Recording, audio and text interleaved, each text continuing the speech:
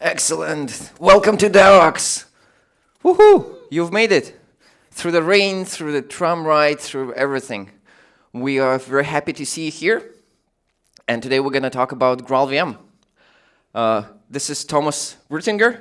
He's the project lead for GraalVM and one of the people who started it 7-8 years ago. And he has a PhD in something like compilers or very smart things. He works at Oracle Labs, which is a research and development institution at Oracle, and he will be showing you part of this deep dive today.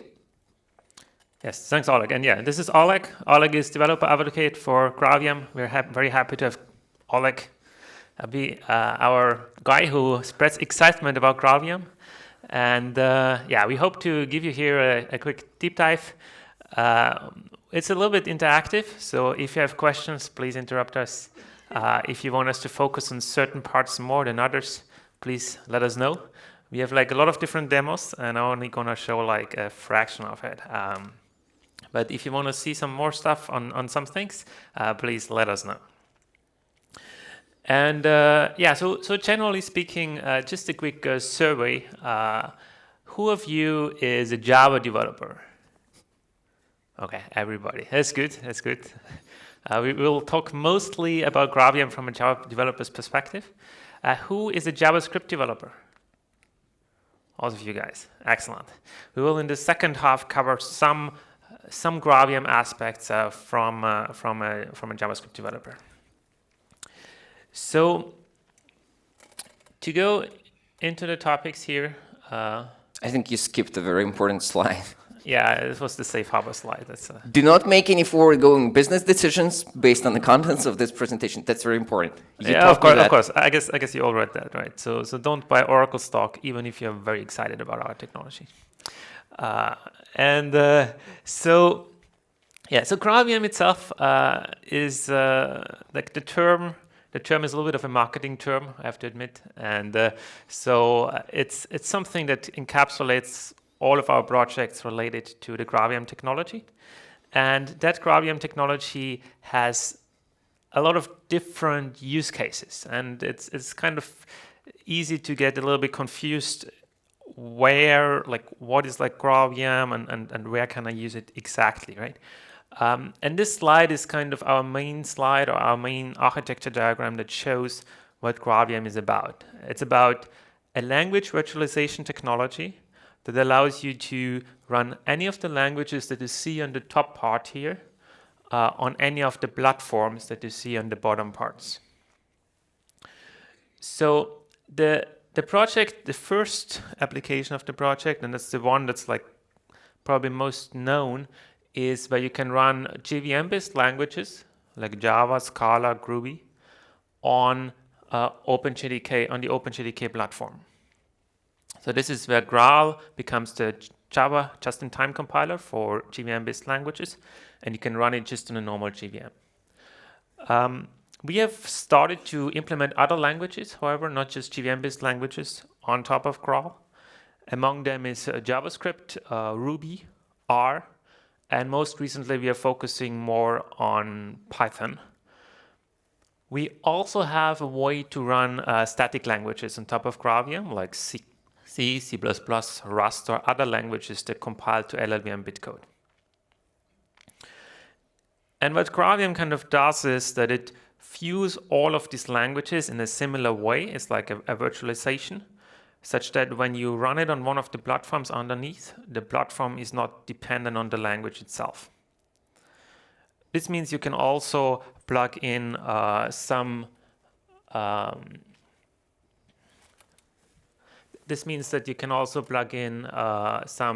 domain-specific languages and some languages that are custom to your platform. So I said that we can run on top of OpenJDK, but we can also integrate in other platforms, like we can run on top of the Node.js platform. So you can run any of the GraalVM languages on Node.js, and you can run any of the GraalVM languages on the database, on Oracle database, or also integrated into the MySQL database.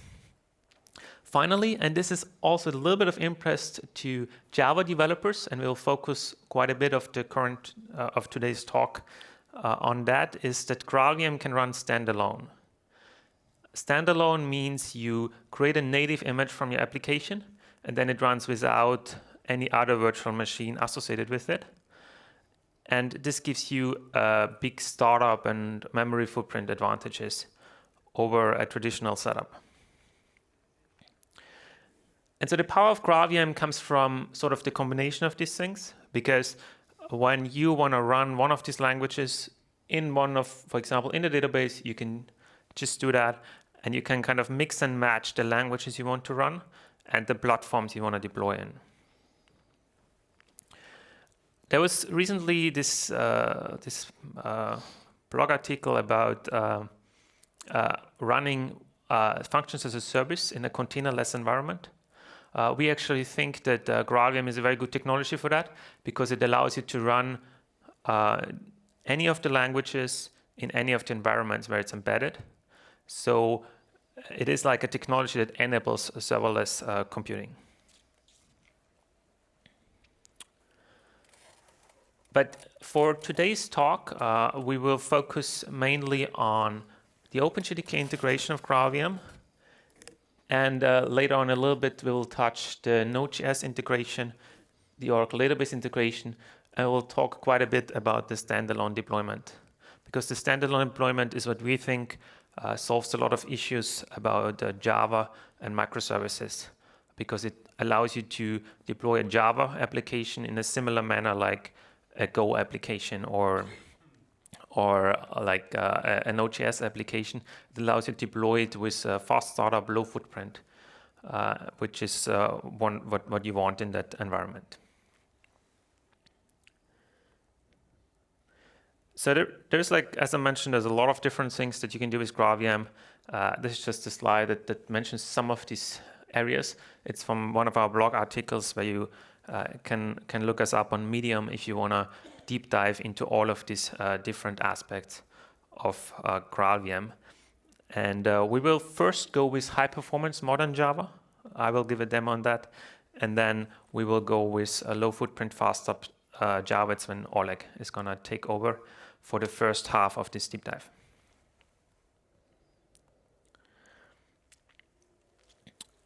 So for the modern Java, this is the default setup of GraalVM, and it runs on OpenJDK.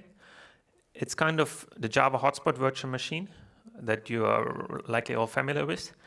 And we replaced the just-in-time compiler with the Graal compiler.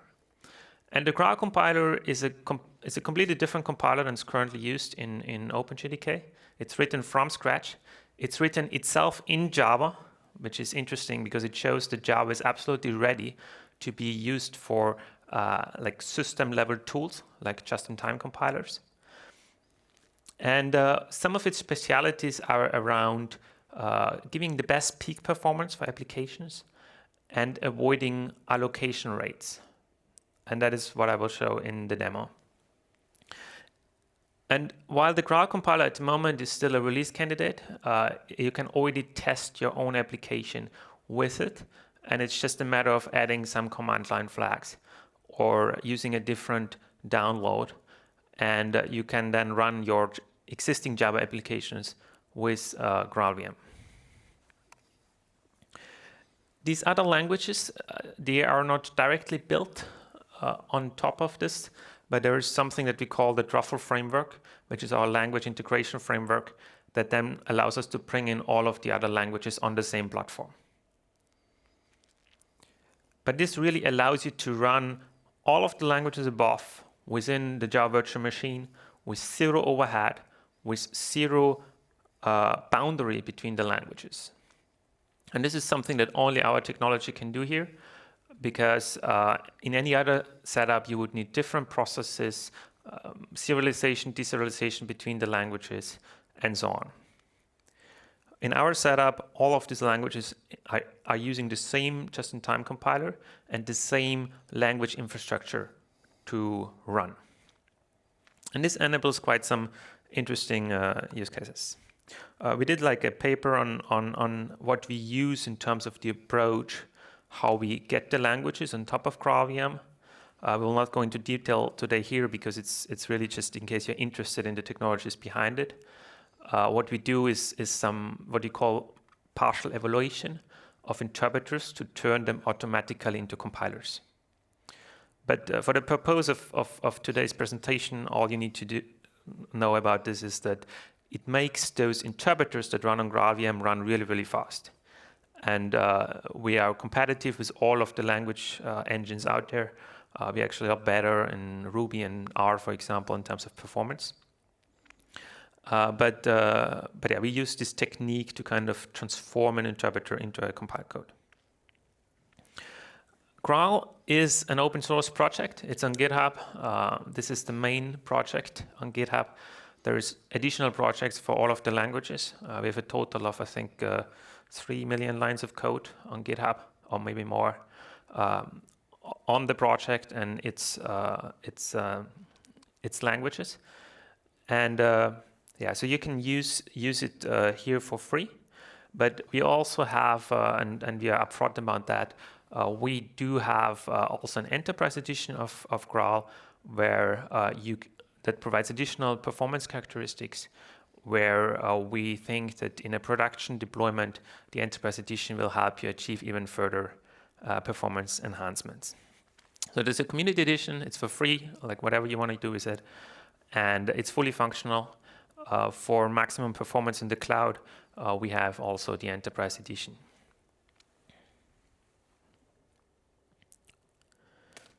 All right. And with this, I would like to start with a little bit of a demo just to demonstrate you some performance aspects of Graal and how to measure such a performance and some troubleshooting associated with it as well. So the first demonstration of performance that I have here is actually related to a topic that's covered in the other room, which is Stream API. And in Java, there is a Stream API here, and we can see, we can here, let me just... While you were editing, can I ask a quick question? Who's using Java 8 in production? Who's using Java 9 Plus in production? Fantastic. A couple of people. Who's using 7 and earlier? Oh, wow. Usually it's a balance around 8, but we have more people. So currently, the downloads that the team provides, the GraalVM downloads, both Community Edition and the Enterprise Edition, are based on JDK 8, one of the latest releases of OpenJDK. I think Oracle JDK. So if you download that, you will get a drop-in replacement. So it's an archive. You unzip that. There will be a bin directory with the command line utilities. There will be Java, Java C, and so on. So you can have it as a drop-in replacement for your normal Java. So if you want to experiment, you can just do that with minimal effort. And for those who are on the later Javas, we are working on providing downloads based on JDK 11, but there will be some time until that happens. Maybe not a lot of time, but they're not currently available. So Java 8, back to you, Thomas. Right, thanks. Some of my compilation is a little flaky, but now it worked. So the example that we have here is a little Stream API example, where we are actually, I wanted to compile this version of it. Let's just check if that's going to work here.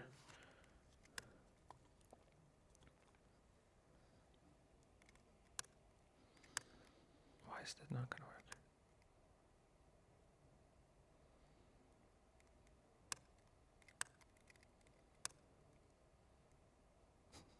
Let's just try again.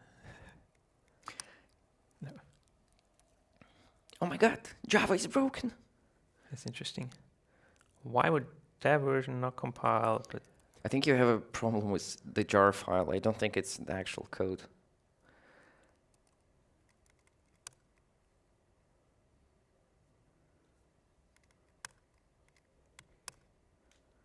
Or maybe it's in the script, it's a line ending or something. Why? Your machine is weird. All right. Anyway. All right. Should still be fine. So this is a Stream API example where we are running where we are basically mapping. We have a set of values that we get in here. We map it to a new value. We map it to a new value, and then we reduce it the sum, right? And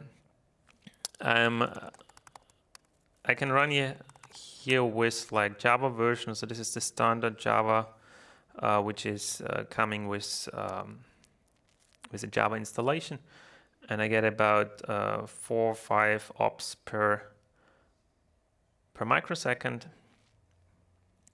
on this little benchmark. And what I can do then is I can here work with the GraalVM EE version. And then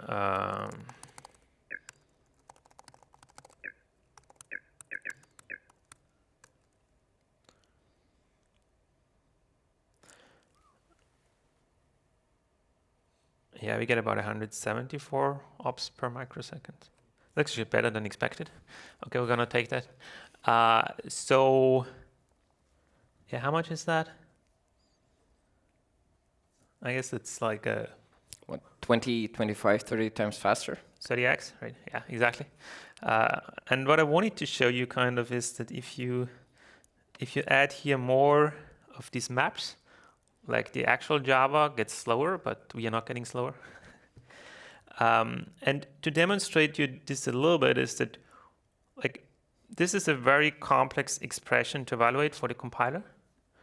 But now we're going to actually show you a little bit advanced stuff, which is Graal comes with a certain graph visualization where you can actually look at the compiler graph. And what I'm going to do now is I'm going to run the same thing, but now I'm giving a certain flag, which is called the graal.dump, which is for the compiler graph. And I will put a method filter on it, which is going to be my benchmark.star, which is I only want to dump methods that were compiled in the myBenchmark class. And let's get that off. And now here I have a new method which is in my Graal graph visualizer.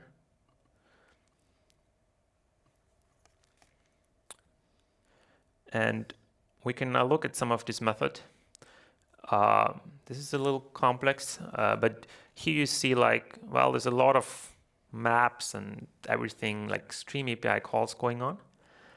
But then after the height here, after the GraalVM height here has been completed, what you see is that you just have one loop that sums up the values and that returns it.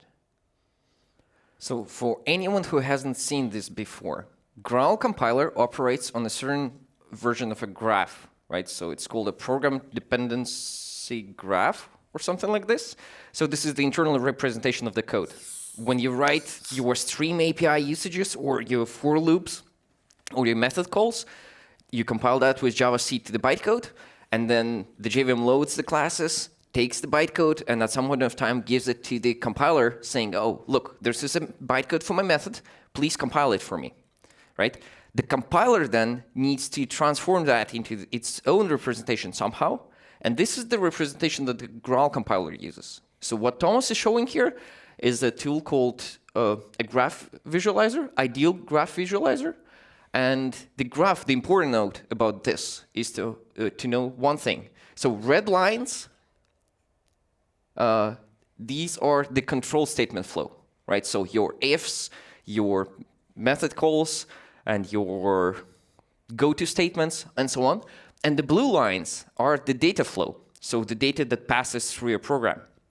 So if on the previous example, I think if you can go to the one level higher. So here you see that there are tons of control, right? All that has to be evaluated, and the data flows kind of in parallel with that. This is very normal, even if you don't really understand what's happening in the graph. Those two things tell you that there are control statements going down, right? And the data goes nearby. Okay. So you evaluate your ifs and you evaluate a piece of data. Right, and you can also see here, for example, there's a new int pipeline, $hat, which is some data structure from the internal Stream API implementation. You can actually go to the Java source code and look at this. And then there's a lot of invokes here and everything. And the Graal compiler is doing all of the inlining and getting rid of all of the allocations, such that after these transformations, there is no more new, there is no more invoke. It's just a loop. And that loop is what then like executes 25 times faster than the original Java program. We are specifically good in Stream API expressions, but some of our specialities are also around Scala code, for example, or in general code that is pretty complex.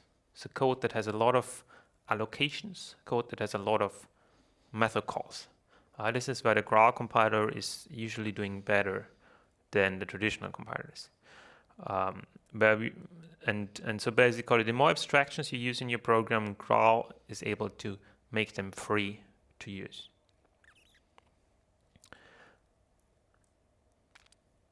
And so we have a second example here, which is taken from the Code 1 Java keynote.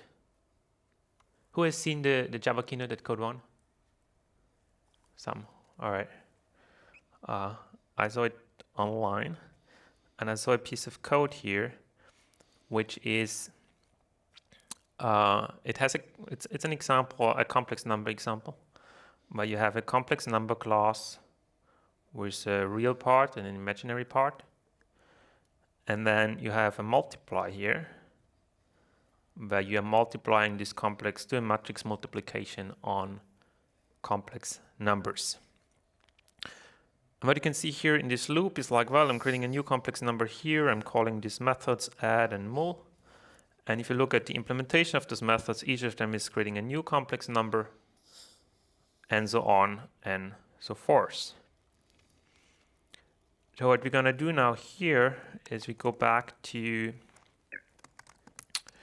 the complex numbers example, and we're going to check which Java version we have here. Actually, we want to do something here. We want to like we want to go to a Java 11.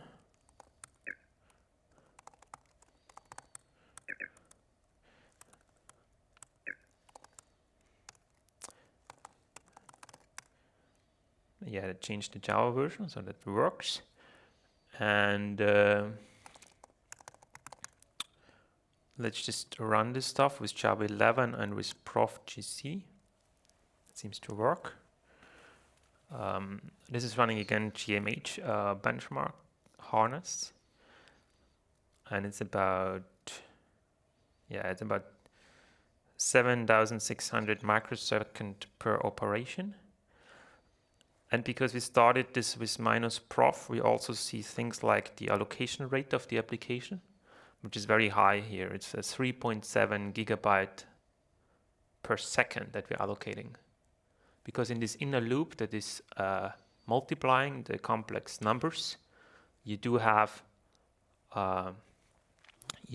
this big amount of allocations, because as I showed in the code, by using this nice abstraction of a complex number, and when we add, we create a new complex number because it's a immutable class, because it uses a nice programming style, and so this is what you end up with. And the interesting bit here is now that on Java 11, actually a certain version of the Graal compiler, rather old version but still okay version, is included, and we can enable this version on the normal Java 11 installation. So if you're having Java 11 installed, you already have the Graal compiler installed, and you need a very large amount of command line flags to enable it. It's called unlock experimental VM options, enable JVM CI, and use JVM CI compiler. So it's a little bit hidden only for real experts. But if we use these flags, then we're going to enable the Graal compiler here on JDK 11. And what you can see on this specific Java keynote example is that by just enabling the Graal compiler, our iterations are now 2x faster. So before it was about 7,000, 8,000 microseconds per operation. And with the Graal compiler in the community edition, how it's included in JDK 11, it's more than 2 times faster. Because you suddenly are down to only 3,500 microseconds per operation. And the reason why we achieved that is you can just look at the allocation rate. The allocation rate on the Graal compiler in this example is only 91 megabyte per second. The allocation rate when using the traditional compilers here is about 30x higher, because it's 3,700 megabyte per second allocations. With the Graal compiler, it's only 93 megabyte per second allocations, because the Graal compiler, with its escape analysis, allows to remove object allocations. And in this case, in this specific example, we are removing all of the object allocations in this inner loop. And so that's this reliable removal of object allocations actually enables you to programming nice object-oriented Java without worrying about sacrificing performance. So effectively, the performance between temporarily creating all these small objects, wrapping these 2 primitives, is exactly the same as just unrolling this loop and unrolling this, unwrapping this class and programming with the 2 primitives.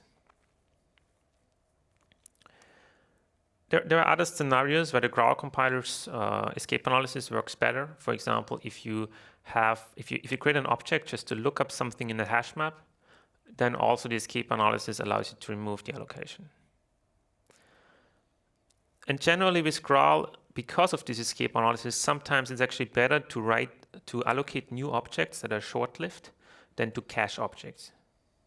In a compiler that doesn't know escape analysis, you sometimes want to cache objects because you want to avoid allocations, but that actually gives less information to the compiler as opposed to creating a new thread local object.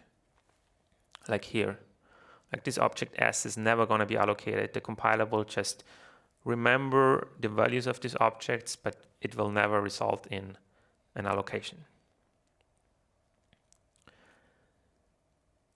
So, and generally for Scala code, for complex Java code, it's actually worth trying GraalVM, both the CE or the EE edition. Twitter, for example, is using GraalVM CE at the moment in production. So they're using the community edition for running their stuff. And we actually encourage people to try GraalVM on their own workloads, because we see huge differences where sometimes we are quite a bit faster. Not always, but sometimes we are quite a bit faster because of this ability to remove object allocations.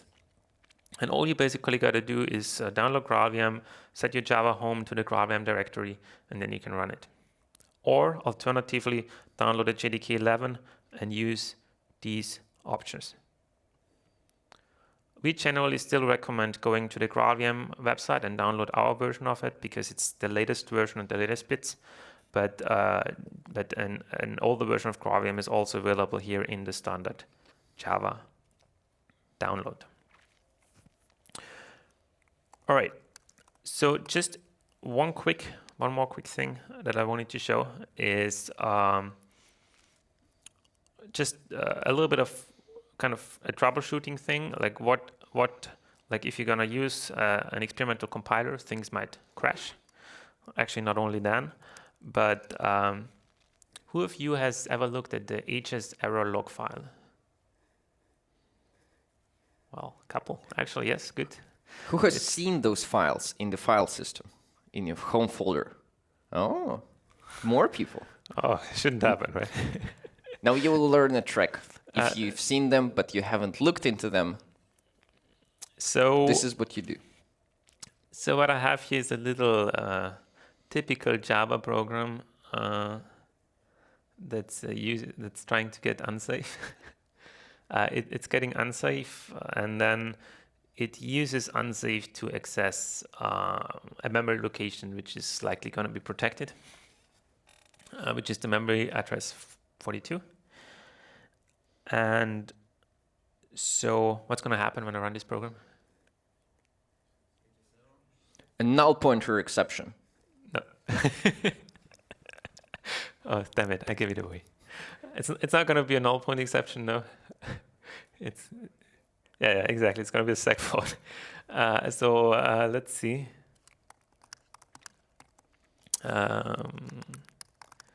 Broken program, Java broken program. Exactly. So we have a 6 seg fault here. This unfortunately also sometimes happens with legitimate programs. Shouldn't happen, but sometimes it does. And what it shows here is an HS error log file. And we show this here because this log file is super important to diagnose what's going on.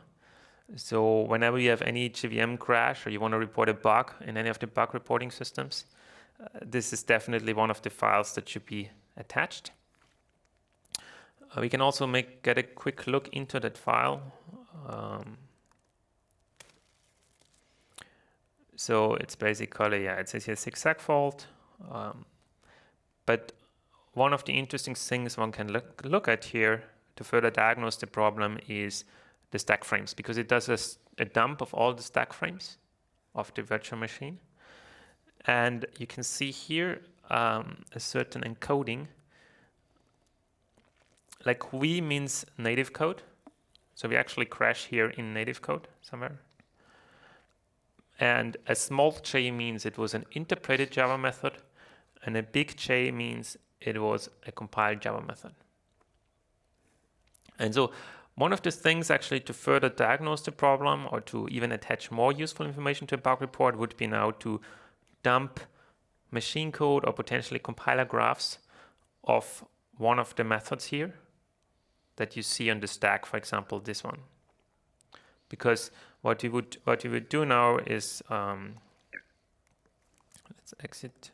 So this is the method broken program.main, right? And then what I would usually do now here, I need to go to my GraalVM Java graal.dump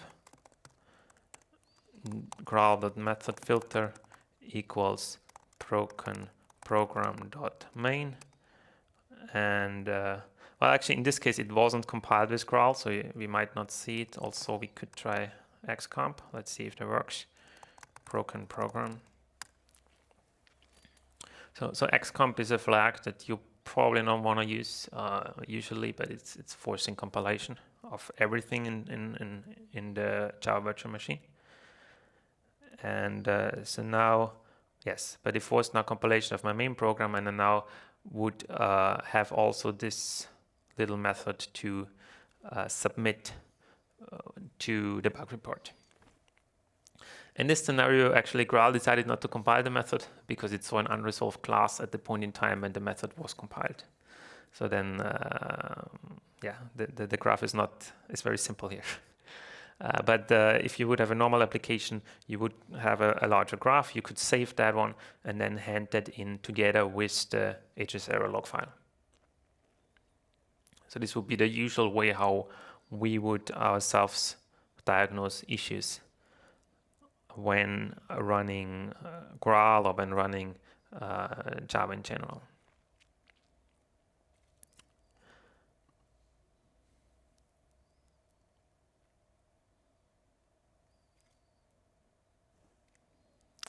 All right.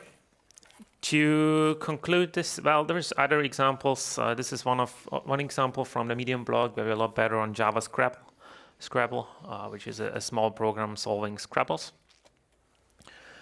And we're a lot faster when running Scala C, the Scala compiler.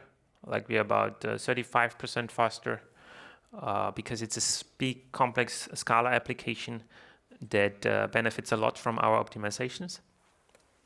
We have also a blog post about this specific benchmark. And yeah, so GraalVM and OpenJDK, they are both open source projects. So we see ourselves independent of the OpenJDK open source project. OpenJDK is using parts of GraalVM because they're using the GraalVM compiler. And in the GraalVM distribution, you can also find parts of OpenJDK because we are using OpenJDK 8 for compiling our current GraalVM distribution. And what you will basically see is that both projects will take a little bit from each other. Usually not the latest bits, but like some more stable bits will be imported into the project. So basically OpenJDK is going to import stable bits from the Graal compiler and maybe also the Graal native image stuff, whereas GraalVM is going to import stable bits from OpenJDK, where we're currently on the version 8. And this is in the OpenJDK distribution, as I said. This is what you need to do: unlock experimental VM options, use JVM CI compiler, then you can run the Graal compiler, how it's distributed in OpenJDK. This is just a slide from the matrix multiplication where I showed the demonstration of how Graal is removing all of the allocations in that loop and then creating that speedup. This is just to recap the results of JDK11 plus Graal, which gives you already quite a bit of speed up, and GraalVM EE adds another 10% on top.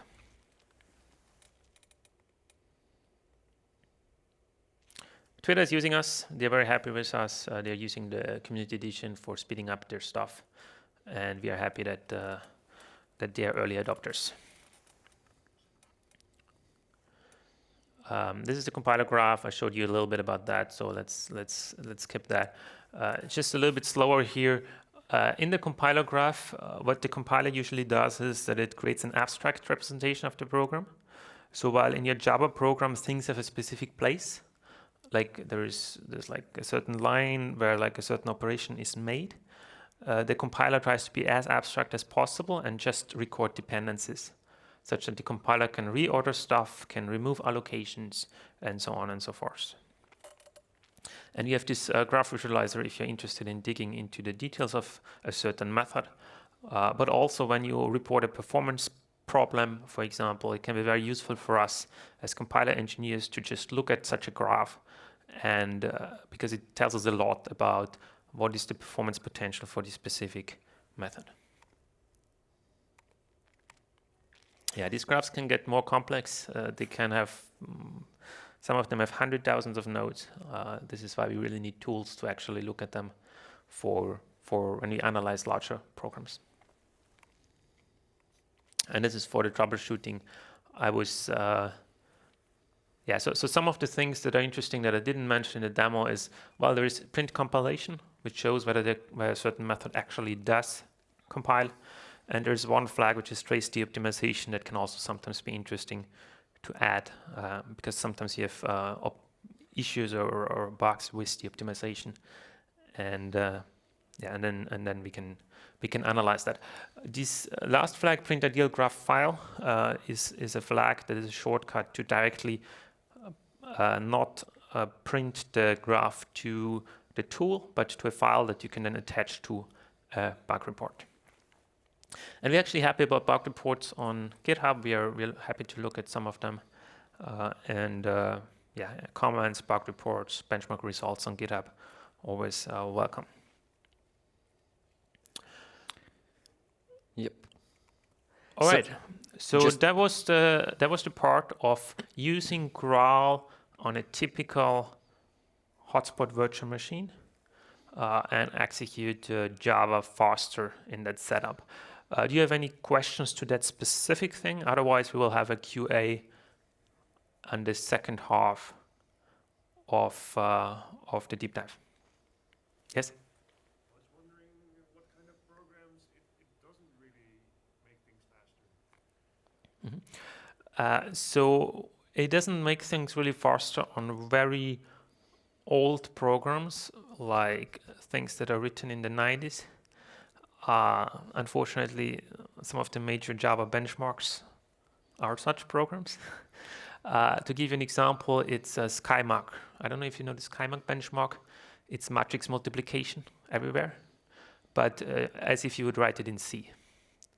So if you have, if you don't use objects, right, and you don't use methods to abstract things, then there's not much we can do, right? We actually do have something in GraalVM EE that is doing vectorization or tries to do vectorization for some of these workloads, but even that is usually so that gives you something in EE, but doesn't give you something on the community edition. But the core compiler optimizations around object allocations and inlining are also in the community edition. So when you have a complex program, it should give you speedups. Generally, we are committed to make our community edition like always better than what's out there. But our aim is also to have the enterprise edition to give an additional about 20% on top of the community edition. So with benchmarks generally, there's a couple things to consider. One is we are talking here about peak performance. So if you benchmark your program or if you test your program, make sure you're testing or actually measuring the peak performance, not the warm-up or startup performance. Typically, Java programs are long-running, and you care about the peak performance in the end, not about your startup. Oleg with native images will show you how to achieve excellent startup, but in the hotspot setup, our startup is not so good because we need to compile our own compiler, and generally our goal for the hotspot setup is the peak performance, not the startup performance. So that's one thing to consider when actually measuring this stuff. Meaning you need to warm up your application and making sure that that you're running this for a while. And the other thing about benchmarks generally is we could now we would really love to have this slide where we say we are on average X% faster, right? Which is what our management likes to hear. This simple slide, just one slide, one number. How much is it faster, right? The thing is, it depends, basically on the selection of benchmarks. I can give you a reasonable selection of benchmarks and get you a very good number, or I can get you a reasonable selection of benchmarks and the number is not going to be so great. It's not going to be terrible, but not so great, right? This is why we usually avoid just giving one number in terms of performance. We rather encourage to try it out because it's also so easy. It doesn't cost you anything. You can just download it, run it, evaluate it. It's all for free. Evaluation also, also using the enterprise edition for evaluation purposes is free, so you can do it at any point in time. And so we actually encourage people to submit a bug report if something is not faster, because we do consider it a bug. But specific answer to your question is, if you don't use a lot of method calls and if you don't use object allocations and you do loops over arrays to compute matrix multiplication, then we're not going to be faster.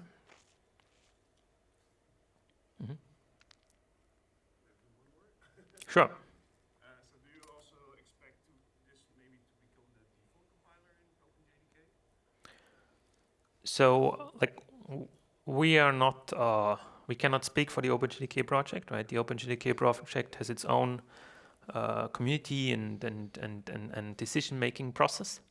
I would say it's looking fairly. I'm very optimistic that the OpenJDK community will adopt Graal and that it will become first. I mean, at the moment it's basically an experimental option. I think the next step would be that it's a supported option. And then the next step would be that it's the default and only option, right? So the aim, definitely, the long-term aim, I think, is to replace here the current compilers in Hotspot, because that would reduce maintenance and simplify the overall system, actually allowing faster innovation on Java and on the Java platform. But ultimately, this is something that we would need to ask kind of the decision makers in OpenJDK, because that's not us, right? And we have so we can speak for the GraalVM project and not the OpenJDK project. You can find Mark Reinhold here at Devoxx and maybe ask him. I mean, he would be delighted to have 50 of you come and ask that question. There was another question right here. Yeah, so you mentioned long-running processes. Have you seen what Graal performs like on a Tomcat or a Spring Boot? So we have not specifically tested those two apps. I know that Twitter is running those processes about a couple of days, I think, until they shut it down, and they're very happy with the performance. So generally, it's I think we actually have Tomcat as one of the benchmarks. Tomcat maybe I have. Yes, and I've tried Spring Boot sample apps, but you have to realize, as with everything with performance, there are different Spring apps, right? So if you start, and I've tried an empty Spring Boot web app that returns the parameters that you send it like in reverse. So like a very little business logic and mostly just the Spring infrastructure. I did get some performance boost. I don't remember the number. It was more than a couple of percent, maybe 15 or something like this. But it heavily depends on what actual application looks like, right? So if you talk about large applications and not just like simple micro benchmarks, there will be the infrastructure layer where you have your low-level web server, HTTP server implementation, say Netty or like something in Tomcat. And that would be written in a way that is like heavily optimized, right? Netty was written for years, and they wrote code specifically to target the C2 compiler, right? They specifically wrote code in a way that would be easy for the compiler to optimize. And the compiler team as well, right? There were many brilliant people working on the compiler, C2 as well, right? And they looked around, they looked at what programs people are running, and they were like, okay, now we need to optimize those to be the fastest possible. So if, just to reiterate which benchmarks, the performance boost will be probably maybe smaller than astonishing 20 times faster, as we've seen on that stream benchmark, is when the code is intimately aware of what C2 is doing, and C2 can inline that code perfectly, right? Then it's really hard to beat that machine code because it's just, well, it's so well written. Then on top of Netty, for example, in Spring Boot, you will have the Spring application framework, and it's written in a less kind of machine-friendly way, right? They want their code to be more readable, they use abstractions, but still they care about performance a lot, so they probably looked at the performance, they optimized that, and then you will have your user code, which probably is written just to be functionally correct. I mean, I don't want to kind of wild guess here, but probably most of the developers just write code first to make it actually run and be correct. And then on a good day, they think about the performance implications of the code they wrote. On an average day, they probably just say, oh, it works on my machine, git commit, git push, and somewhere down the line, maybe someone will care about the performance. So that code will be written in a very different manner from the framework code and from the low-level libraries code. And so it will depend. If you run a simple, empty Spring Boot application, you are benchmarking like an optimized code, right? If you have additional business logic, the profile will be totally different, and then you will get a different performance boost as well. So that's why also it's like very incorrect to just give you a number and say like, oh yeah, Spring Boot apps run 15% faster with GraalVM. I would love that, right? I would just be all over Twitter with that. But that's just factually like a little bit incompetent to just claim that with a single number. So if you have an example of a Spring Boot app that you care about, like I want this to run faster, because I run it on cloud and I pay like that much money for that many machines. And if I will run it like 30% faster, I will save like a big bag of money and I can go on vacation and be great. And my manager will promote me. Then you should try it, right? And only you can get the numbers. Right. And then if it doesn't work fast enough for you, then you can submit the bug report. And if it's really not faster, then the team takes it very seriously. Because we need people to run your code on GraalVM using the Graal compiler. And this is what Twitter also advocates, right? They are running the compiler for a couple of years now, I think. They've experimented with that at first. In the beginning, they were finding issues, right? They were submitting bug reports. Now, for a couple of years, they don't, because their workloads work, right? And they don't find the issues. And they would like it to be moved to, like, going back to the question, a non-experimental option. And like, because they will benefit from that.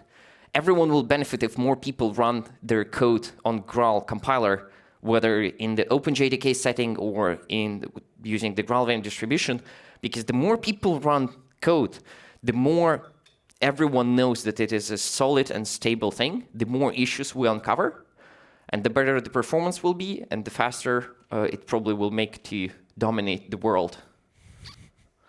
Optimize the world. World domination is a unfortunate phrase. Exactly. But it's actually funny that the biggest speedups on Graal we have gotten reported from companies running their internal real-world workloads, and those are actually sometimes better than on our benchmarks because, the benchmarks themselves might be smaller programs than actually out there and more polished than the average program out there.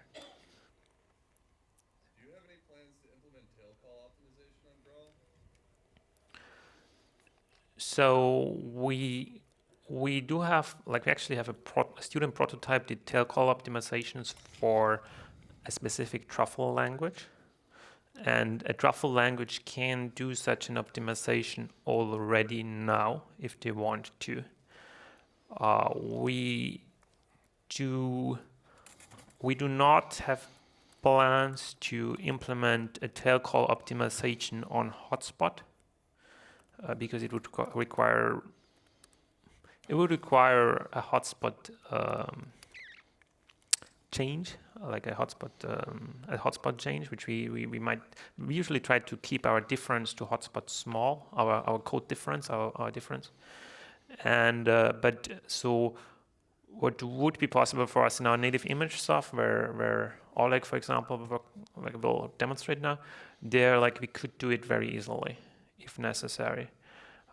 So the answer is, at the moment it's not done, but it would be absolutely on the plan if we see a good use case for it, either for a truffle language or for native images.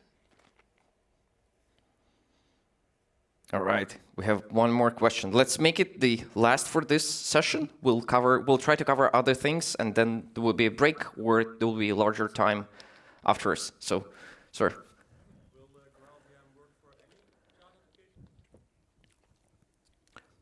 Yes. So that's a short answer.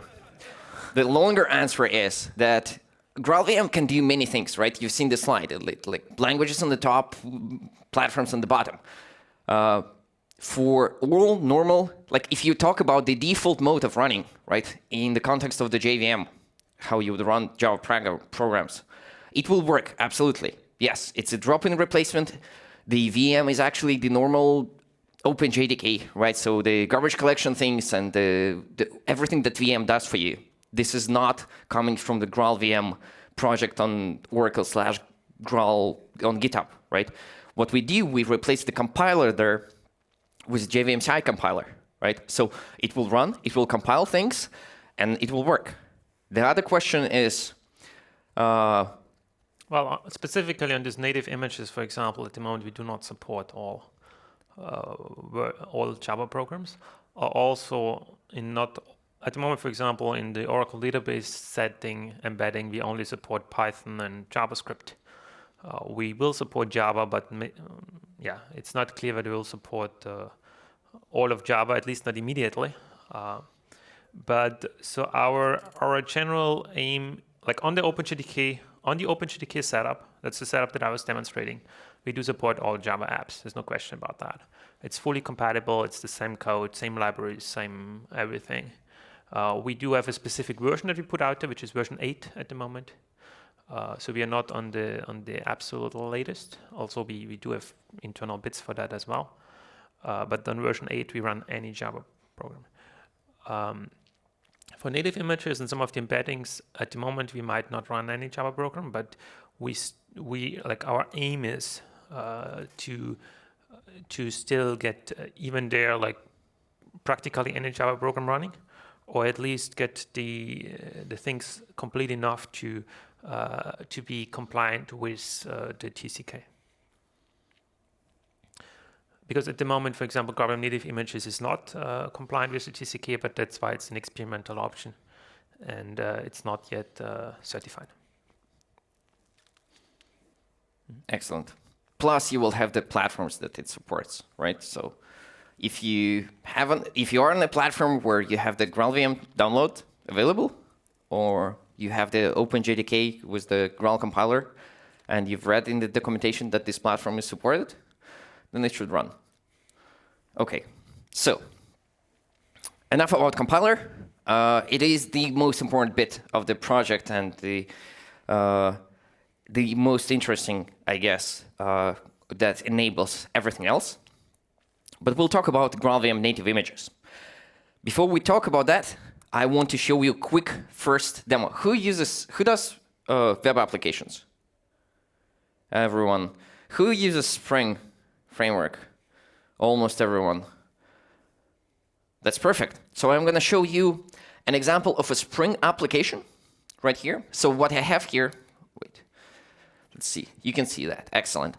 So I am in my GraalVM distribution, and you can see what we were talking about. It's a normal drop-in replacement for your JDK, right? All good stuff.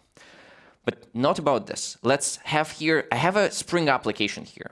So if I just do tree, you can see that it's a normal Spring application written in, what happened? Where did it go? No, written in Kotlin, but that's not the question. So it's a normal Spring application. I'm going to run it. I've compiled this Spring application before, and I'm going to run it, and I want you to count how long it starts. Because we know that the startup is kind of a hot topic in the Java community currently. Some Java applications do not start really fast. And we're going to talk now about the GraalVM native images, the thing that allows you to have incredibly fast startup for your Java applications, also reduced memory consumption, and so on. But the startup is something that we're going to focus on. So I'm going to run it, and I'm going to count to 3, and then I want you to count further to time how slow it starts, right? So we're going to be 1, 2, 3, and then you will be like 1, 2, 3, and so on. Ready? So 1, 2, 3, done. The Spring application that we have here has started in 15 milliseconds. Just to show you that this is not a trick. This is a normal Spring application that returns the thing and returns the string, and the string is hello GraalVM native images, and it started in 15 milliseconds. And we're gonna talk about this and how it works and how you can benefit from this. So, excellent. Native images. The Graal compiler can be used as a just-in-time compiler in the context of the OpenJDK, right? The JVM will load the classes, that will pass the bytecode to your compiler, and the compiler will, at the runtime, compile that to machine code. But it's also like a normal Java library. Graal is written in Java. So in a nutshell, technically, you can write a program that will gather the bytecodes somehow and pass it to the compiler and say, please compile those bytecodes. And the compiler will compile them, right? If you do that at runtime, you get a just-in-time compiler.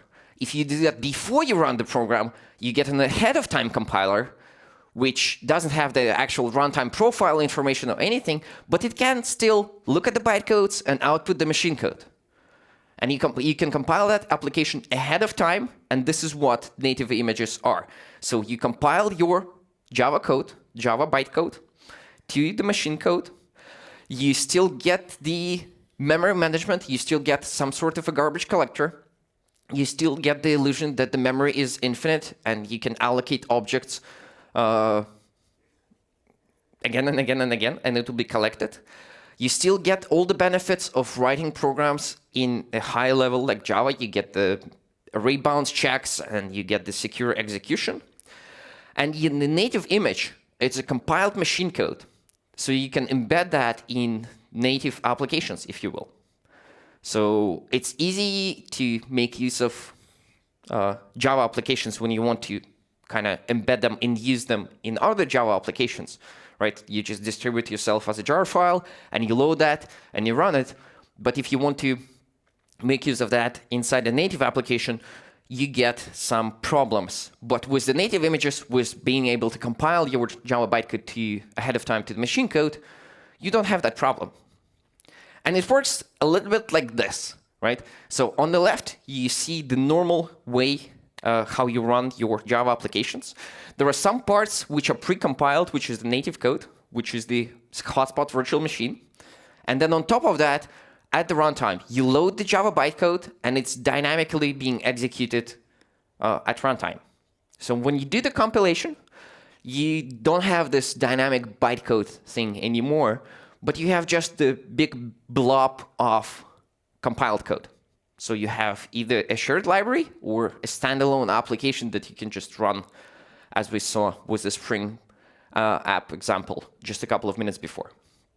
It does run on a slim, small implementation of a virtual machine. So it's not just your code, right? You want to have services like garbage collection, and you want them to be available from somewhere. And since you're not typically writing those in your application, well, you never write that in your Java application because you take the existence of those services for granted.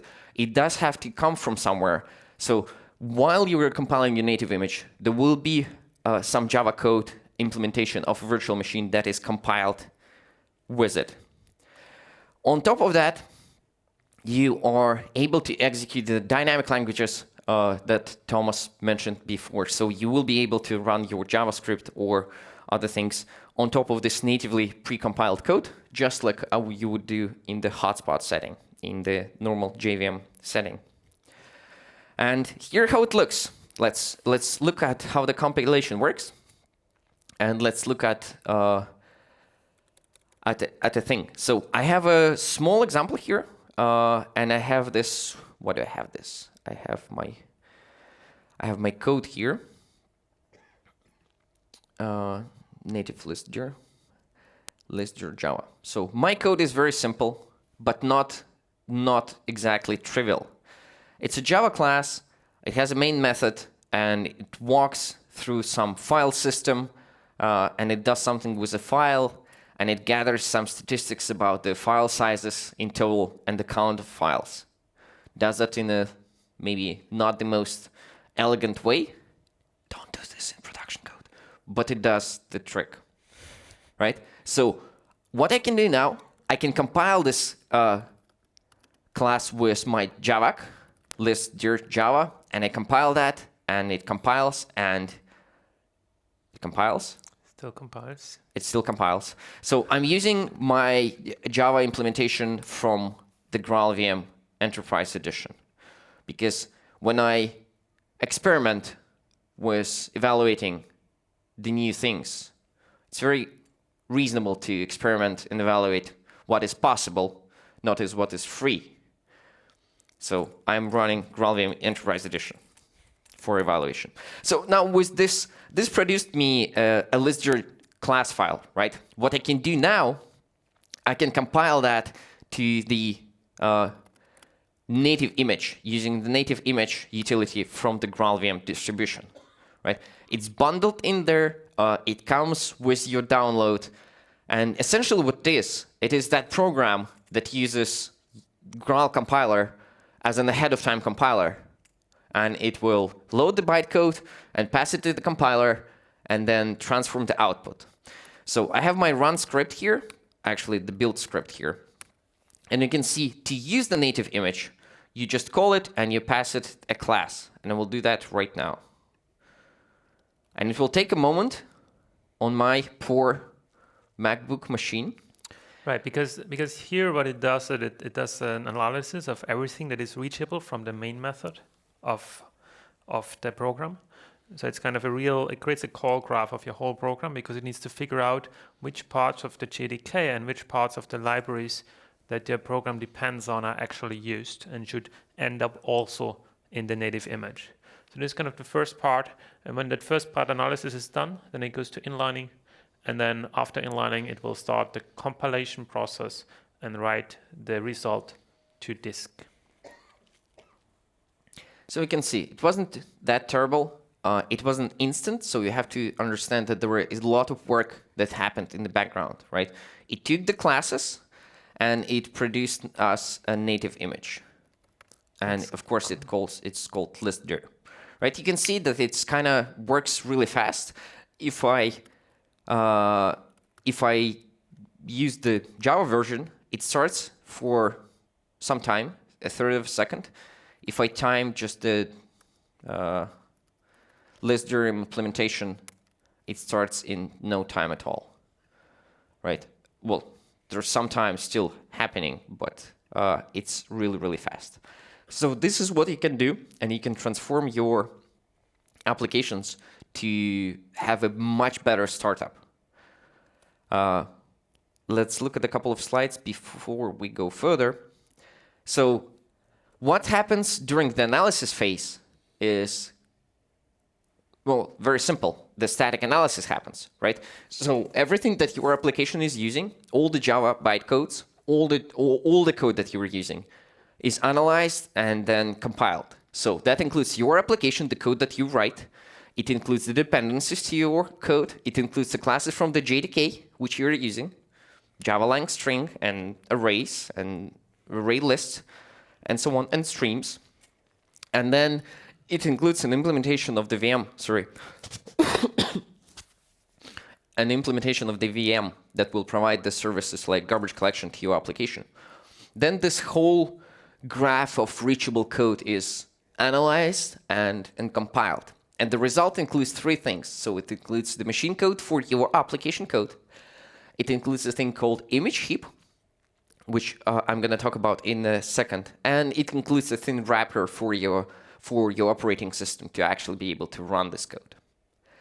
So image heap is perhaps the most interesting part here, is while we analyze the classes and while we perform the compilation, we load the classes and we run their static initializers.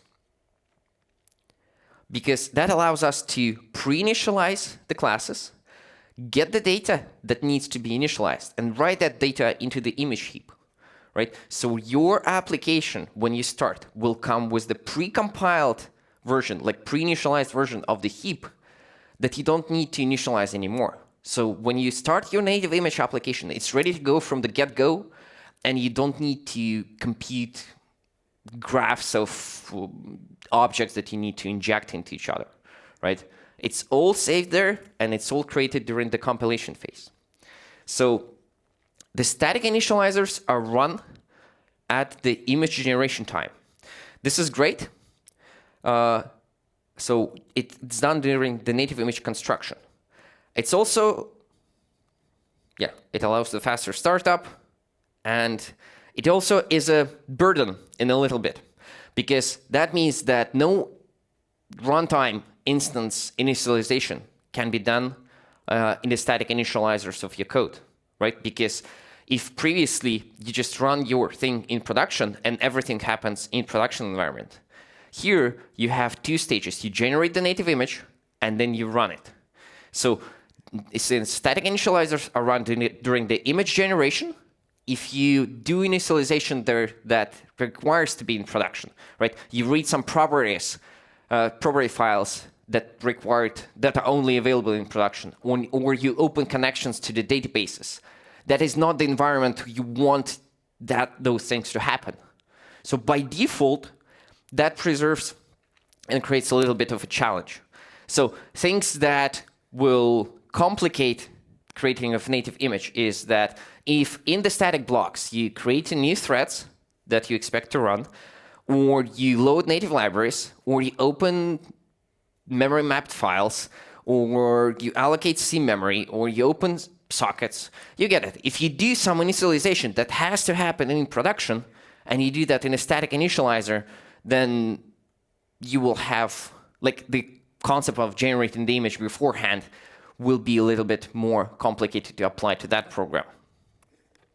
So an easy solution for that is to not write those things in the static initializers, which is very easy if you control the whole code, and not so easy in the real world because, well, sometimes you use dependencies and other people have written them in the way that they saw fit. Sometimes they can rewrite them, but sometimes they don't want to. So, and another issue is here that pre-initialized data, not just the constructors and instance configuration done at startup, pre-initialized data can also pose a challenge. If you have a code like this, right, you have a program that computes some time and it just outputs a timestamp twice, right? But one of them is cached in a static final field of a startup class. So if you run this, you would expect two dates printed out, two timestamps, which are similar in the nature, right? Because, well, you run it, it computes two dates, they should not differ by much. So if you run this on normal JDK, on normal Java, it will be the same. And you can see that. If you run that as a native image, though, you get the point where the statically initialized field was pre-computed at the image generation time.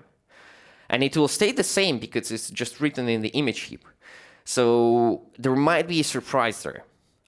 Even though it's not exactly the instance initialization done in a static block, it can pose a challenge. So how to solve this? There is a way to delay the class initialization until the actual runtime. You can use that option. It's maybe not the most user-friendly way to do this currently, but it is configurable. So static initializers, you can absolutely kind of conquer that problem even without rewriting your code. But just to be absolutely clear, you have to understand the concept of generating the native image beforehand, and there could be differences in behavior, and you have to expect that. Right. Yeah, and so we're actually considering to maybe change the default here. At the moment, it's default static initializers are at image generation time, and you need to specify what's at runtime. We could also maybe change the default in the future to have them by default behave in the natural way you would expect, and only allow you to explicitly run them at image generation time if you want it, right? It's a little bit of a trade-off. We kind of offer here a way to split your application into two phases. One is the deployment phase, where you kind of prepare your application, then you snapshot it, and then you run it. And I think that's a very neat feature here, that you have this snapshotting way of things. And for performance reasons, you should kind of apply here the principle of initialize as much as possible at the deployment time and avoid delaying to runtime as much as possible, right? Yeah. And that's why we currently have the default set in a way that is kind of aiming for max performance, maybe not max inconvenience. Because one would have to basically on your application, if you do some special things on the static initializer, add it to this list of classes. Yeah, excellent. And you have to also realize that the native image will give you two main things. It will give your application a fast startup, and it will give you a lower resource consumption, memory consumption, for example, because it doesn't deal with loading the classes. It doesn't need to care about the holding class metadata and the compilation graphs and all that. You save a large chunk of memory. And just the VM implementation could be a little bit different, more efficient. So those two things, if you want them, you are welcome to experiment and look at the native images.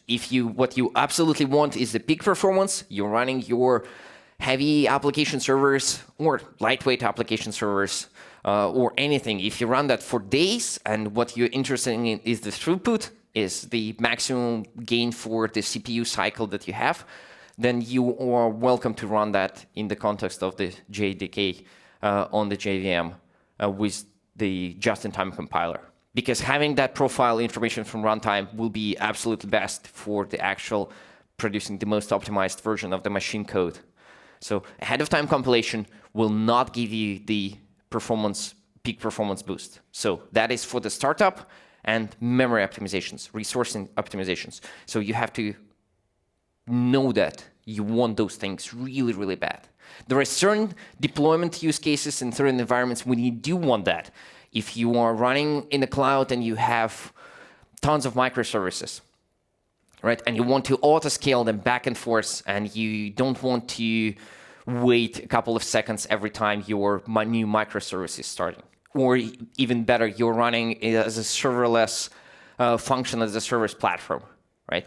And you have those tiny, tiny pieces of code that you want somebody else to auto-deploy and auto-scale for you, but you don't want to wait for the JVM to start and heat up to start producing kind of efficient responses.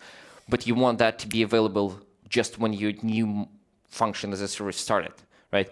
Then you absolutely care about startup probably above everything else.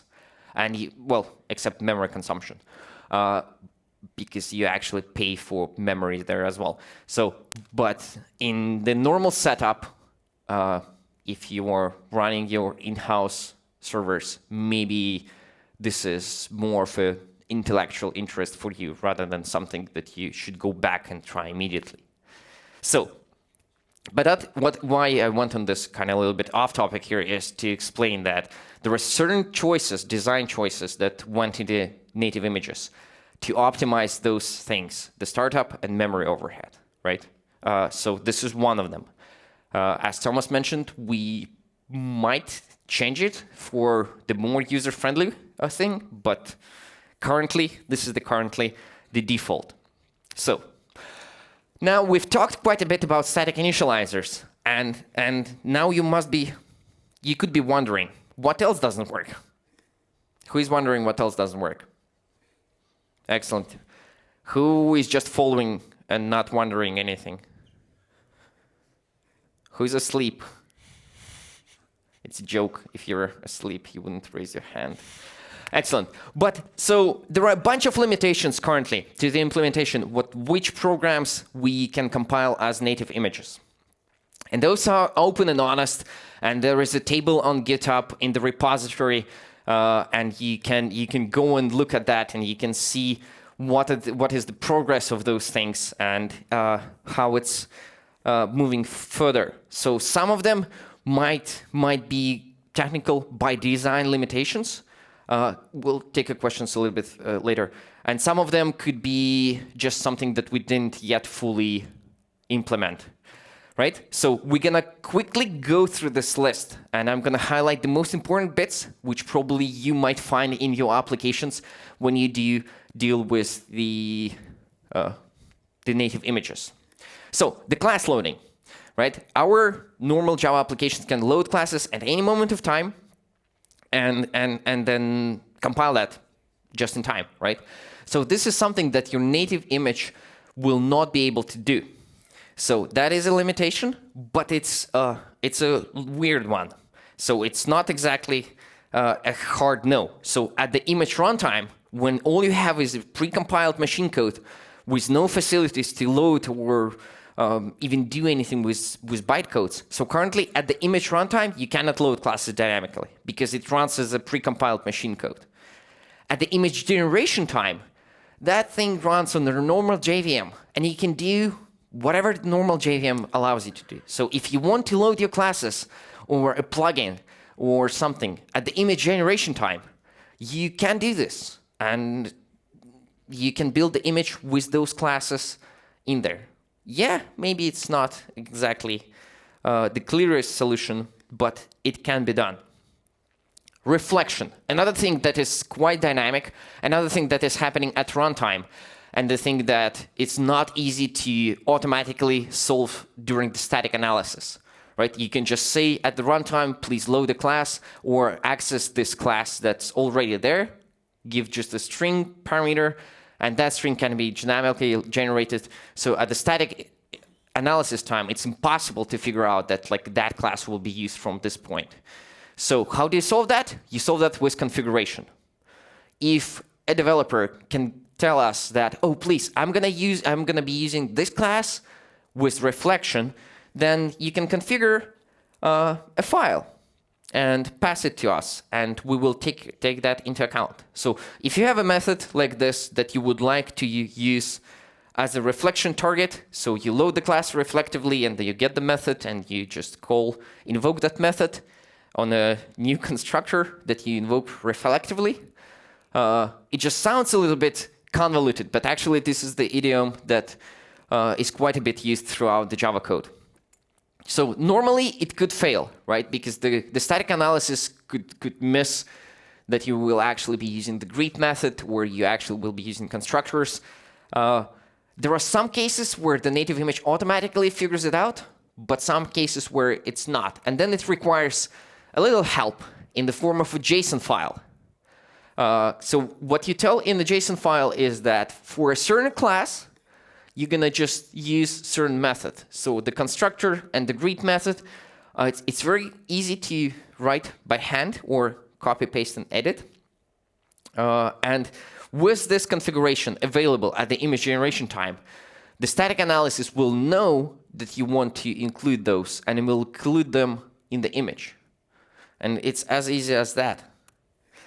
The GNI, the native interface, there is also a configuration file. It's also a little bit unclear how to do that during the static analysis phase, but you can configure that in a similar manner using a JSON configuration file, and you pass it to the static analysis time. And the GNI, the native interface, if you are not exactly using that yourself, maybe a library of yours or dependency of a library of yours will be using that.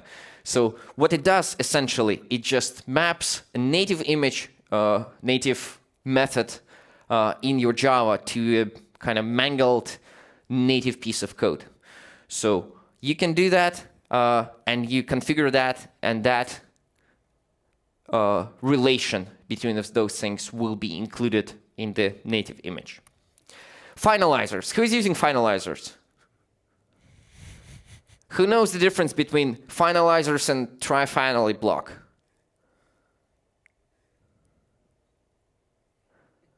I expected more hands, to be honest.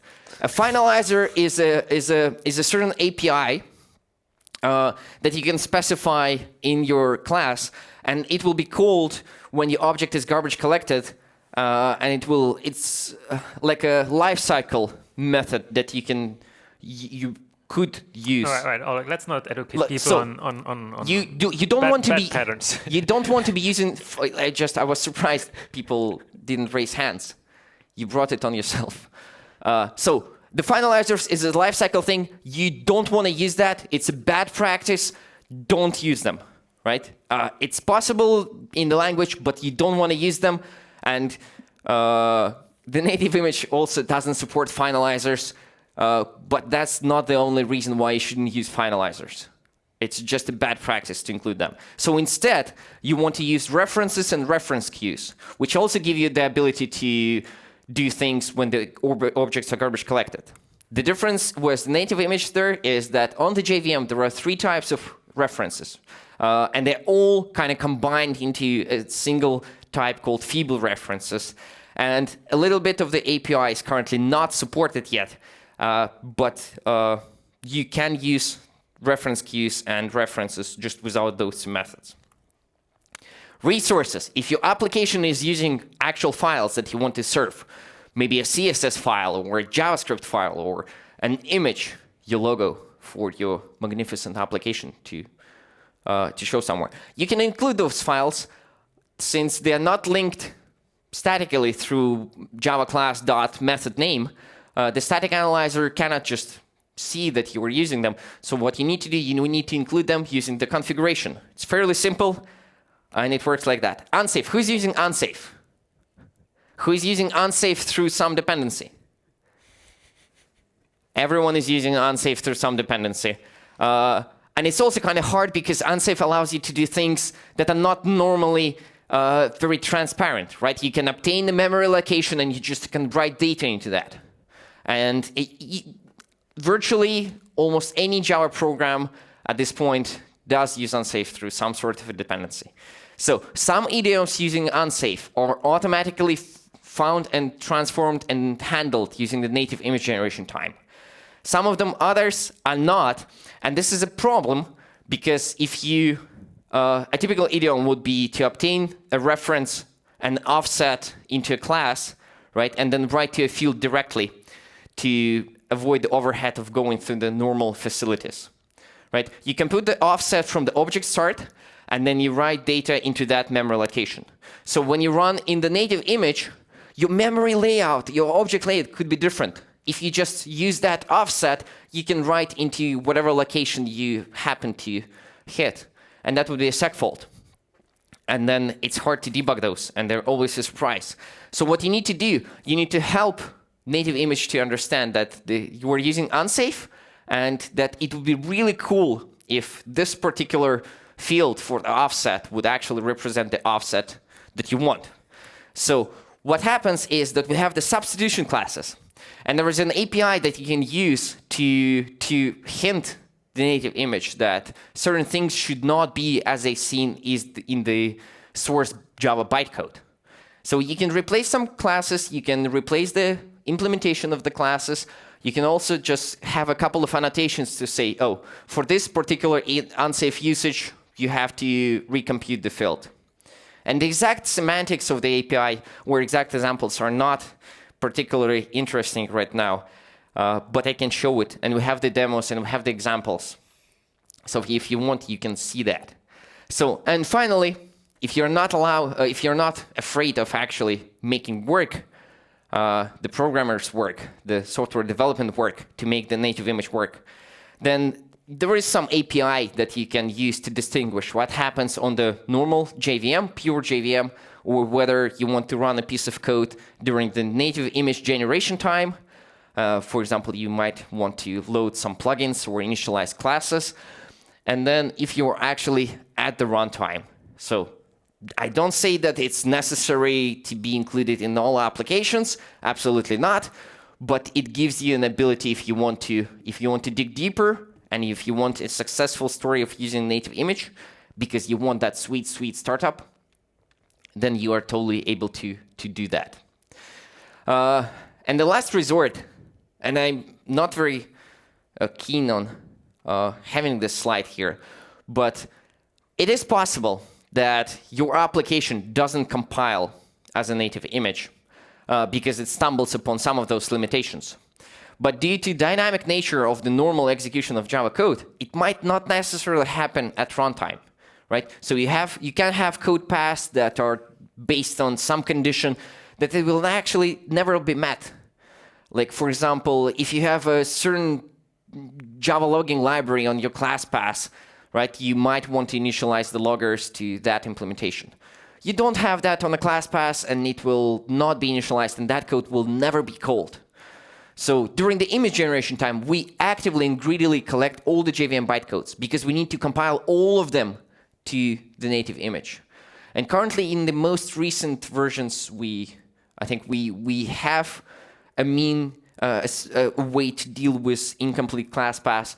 But before now, right, in the releases that actually are there, you have to have all the bytecodes available. So, and it could lead to find some things at the compilation phase that is not actually relevant at runtime. So what you can do then, you can just give a hint, give a flag that you want to be surprised at runtime, right? So you don't want to see those strict errors at compile time, and this will allow you to compile more applications. So thread with care, and maybe this is not the most intuitive flag to actually add to your command line, but you can do that.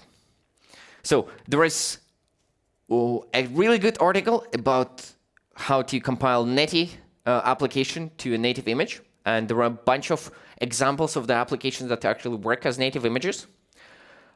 This was written a couple of months ago, I think, and what it does really well, it explains how to overcome the issues with the unsafe and with the reflection configuration. So you can read through that and see the examples, and it actually explains that, oh, if you have this reflection thing here, or if you have a usage of unsafe, you need to do a substitution, or you need to provide a configuration, or how to go around the issues with the incomplete class path.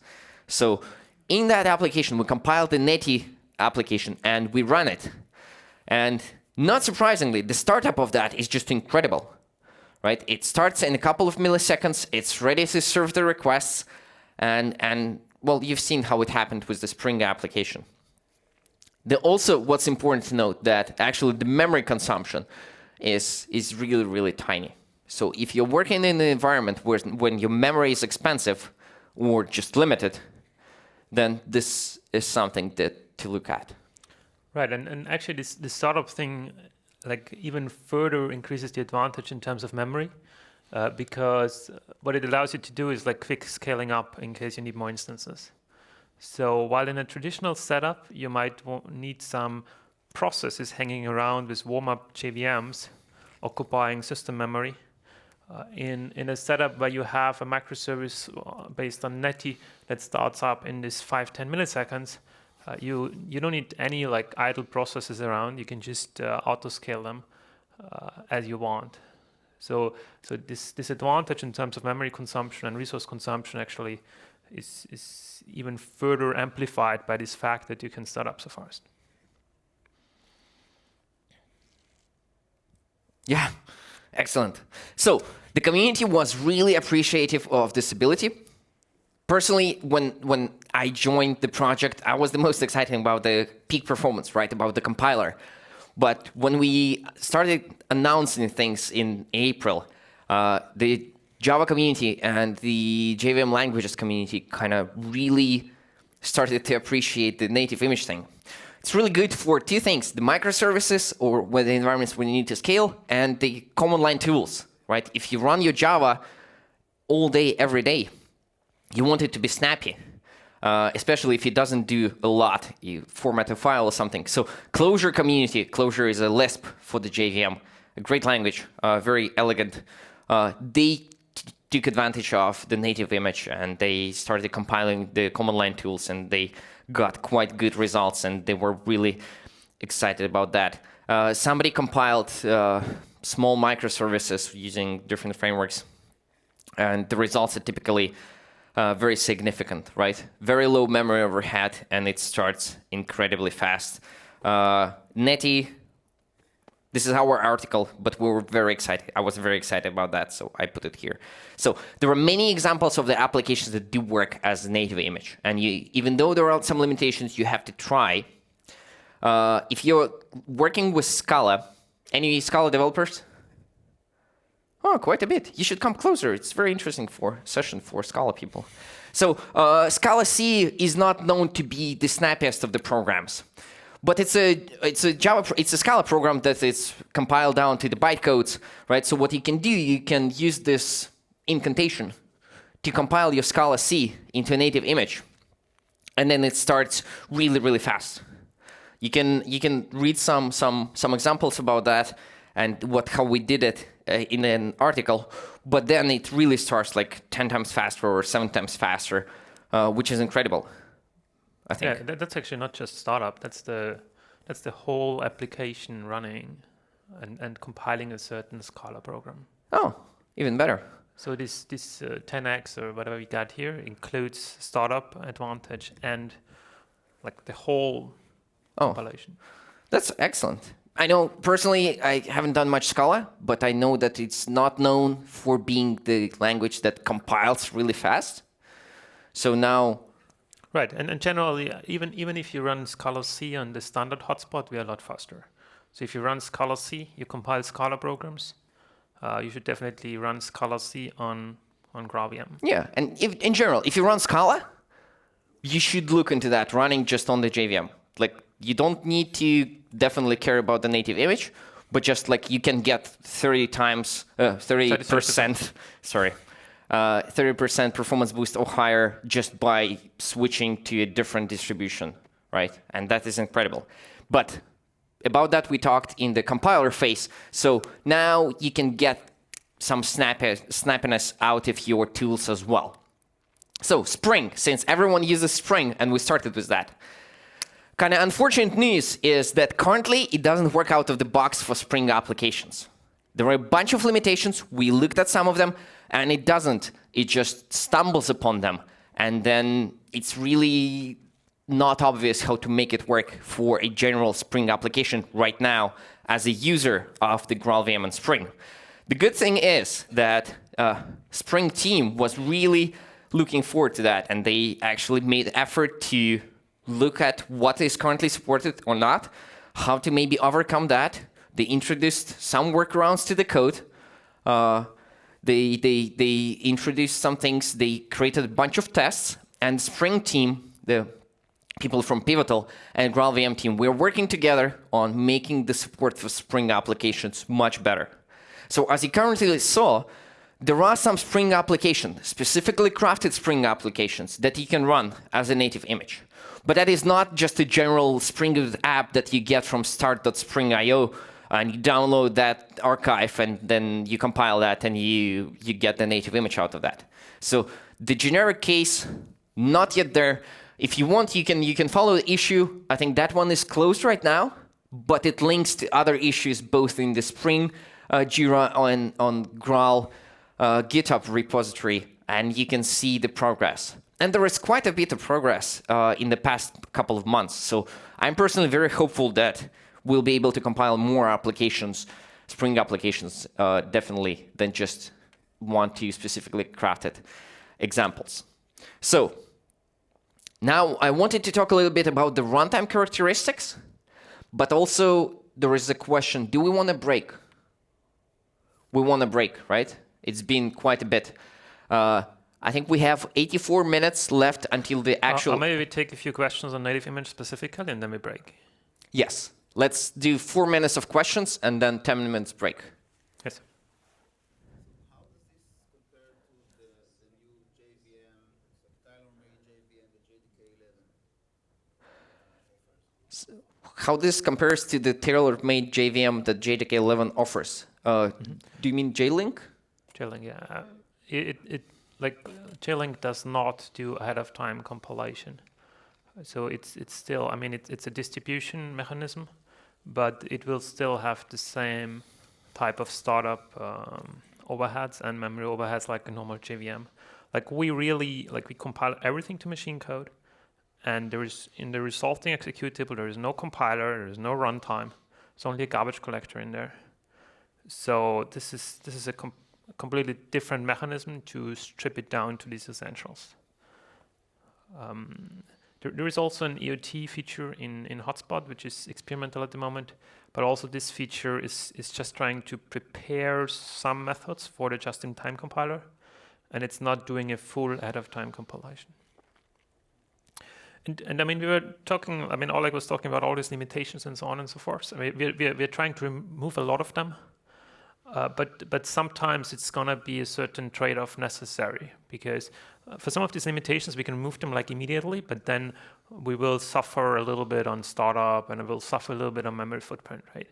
And we don't want that. We don't want like to end up with a mixed solution where like, yeah, you get a little bit better startup, but it's not substantial. We really want native image to be like order of magnitude better startup. I think it's like 30x or more on average better startup, and about 2x should be better memory. There's another question? Yeah. The limitations that you showed, are those only for compiling to native images? Are there any limitations with using the Graal compiler with OpenJDK? Yeah, there's no limitations with using the Graal compiler with OpenJDK. All the limitations we showed are only for native image. Okay. That's very important actually, because, yeah, thanks for the question, because sometimes people confuse this. They're like, oh, GraalVM doesn't support reflection.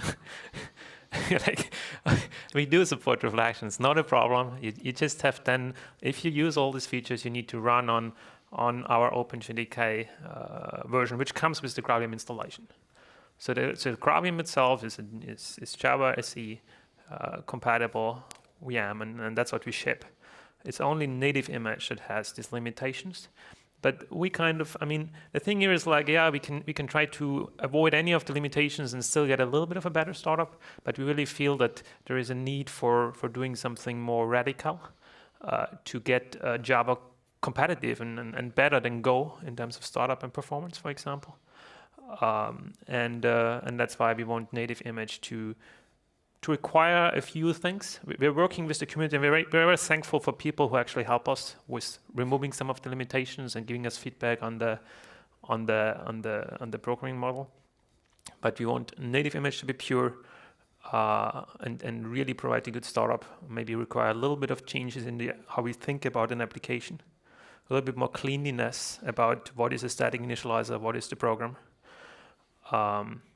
But on the OpenJDK distribution, there's no limitations. None of the limitations apply to GraalVM running on OpenJDK. Yeah, that's worth reiterating. Like, your Java programs will run on GraalVM. Period. There are no differences to normal JDK. Zero. So only if you want to do the ahead-of-time compilation, which is completely not possible. Like, in a sense, it's a little bit possible, and they call it, there is a AOT solution in the OpenJDK.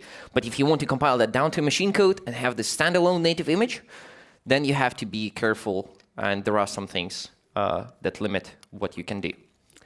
Okay, now let's take a 10-minute break, and then we will continue. With Polyglot? We will continue with polyglot applications. Node.js, spicing up your Java code with and also Python doing R. some sentiment analysis on the Oracle database. And database. Stay tuned. 9 minutes now. 3, 2, 1, and we're back. Deep dive into using GraalVM. Take 2. Excellent. We are back from the break, so we are not going to talk about the native images anymore. What I wanted to show you the last about the native image, that there are actually 3 more sessions at Devoxx here. One of them will be talking, Sebastian will be talking about Spring Boot, Spring Foo project. That's an experimental testbed for Spring framework. And they added support for GraalVM native images there. And an example that I showed you, that example was the Spring Foo application. He will be talking about that on, Wednesday? And there are 2 sessions about Micronaut, which is a new framework for microservices, Java microservices by people who did Grails before, so they know a lot about web frameworks, and they're doing that, and that thing also supports the GraalVM native image quite a bit. And if you're interested in native images or a fast startup for actual proper applications, then maybe you will be interested in those sessions, because they will be talking about more like industrial applications of that, rather than show small examples and talk about how it works from the inside. So native images, any questions we'll cover later. And now we're going to talk about the other languages, because not only Java exists in the world, but there are also other languages, and not only JVM languages. There are many of those. The reason for that is very simple, because we never could figure out the best language to write our programs in. So all languages come with their different trade-offs. And, well, very often there is a best tool for a particular job, but also very often we as developers do not pick the best tool, but we pick the tool that we are most comfortable with. So every language comes with an ecosystem of libraries and modules and things that other people have written in that language to solve actual problems that your computation can solve. And very often you can just take those libraries and glue them together and actually add value to your business without re-implementing things. So the problem with that, of course, is that, well, the ecosystems, they are very separate, right? You don't normally use JavaScript modules in your Java applications, or you don't use your Python machine learning capabilities inside your Ruby application or inside your Java application, because it's just not natural to mix the languages. And this is something that GraalVM can help with, and it can run the languages, different languages, efficiently with high performance, and it also can allow you to mix the languages in a way that actually makes a lot of sense. It doesn't come with a large performance overhead. So to plug the new languages into GraalVM, you need to use a Graal updater utility. And so when you download the GraalVM distribution, you get the JVM, right? You get the JDK, you get the ability to run your Java programs, you get the ability to run JavaScript programs, including Node. You get an LLVM bitcode interpreter by default. You get the native image utility. But if you would like to run Ruby, R, or Python, which are 3 others language supports that we have, you have to install those components individually. So you do that with a command line tool. It's just one command, and it will download the language implementation from a GitHub page, and it will install it into your system. You can also download it manually and just run it, and it will unzip the jar file and put the required things into places. And then, technically, you would also like to rebuild some native images for the language launchers if you want to run like a polyglot context. But you don't necessarily need to do that. So it is there. You can get the fully functional cross-polyglot platform to run all languages. It's just one installation command away from you, right? And then you get the Ruby implementation and the Python implementation and R, and they are in different stages of compatibility with the ecosystem, but across all of them, we are making progress to run not just snippets of code, right? Very often it's fairly easy to just run like one line of code, like a Python script or something. But we want to run and be compatible with the ecosystem. We want to be able to run Python programs or R programs as they were written by R developers. We want to be able to take an R module with all its dependencies and with all its native extensions and the native code that it brings with it, and run it as is on GraalVM. So you don't need to rewrite parts of the code in those languages, and you don't need to create like special drivers to the databases or anything like that. We want to run the code as it is and be really, really fast about it. And we currently can do this a little bit. So I'm going to show you. I have 2 demos. And we can talk about which one we want first. So there is a demo of Java application that is enhanced with R, the language for statistics and machine learning and data visualization. And there is a demo of a polyglot JavaScript Java R application. Which one do you want? Java and R. Polyglot JavaScript Java R application. Excellent. Thomas is my manager, so we'll go with the polyglot application. Very simple. We have the demo here, polyglot application. So it's a very simple application. It's a Node application, and if you haven't seen JavaScript, it looks a little bit like this. So you write your variables, you require modules, which come from the NPM registry, right? It's a dependency manager, package manager for JavaScript. And you write code. Our program here uses the interop with the JDK library. So because we know that it will run on the JVM and it will run on GraalVM, it has access to Java classes. And those could come from your Java standard library, like a big integer class here, or it could be classes from your modules from your jar files. So if you have a library that you have written in Java, but you want to use that from the JavaScript context or from the context of the Node app, you can do that you get back the class and you can use it as you would normally use things in JavaScript. So this is an Express app, so it's a web app. It will start on the port and start listening, and let me run it. Let me run it right here. So if I just do script, what I will tell to run, I will use a node from the GraalVM home, right? It's bundled with the GraalVM. I will tell it to run on the JVM because I would like to interrupt with my Java classes. And I want to enable the polyglot option because I will be evaluating our code in the JavaScript. So, and then it's just this server file, right? I will run it. It will start. It will start. It will start. It starts, and it starts listening. And you can see that if I will go to my browser, it will start trying to figure out the request.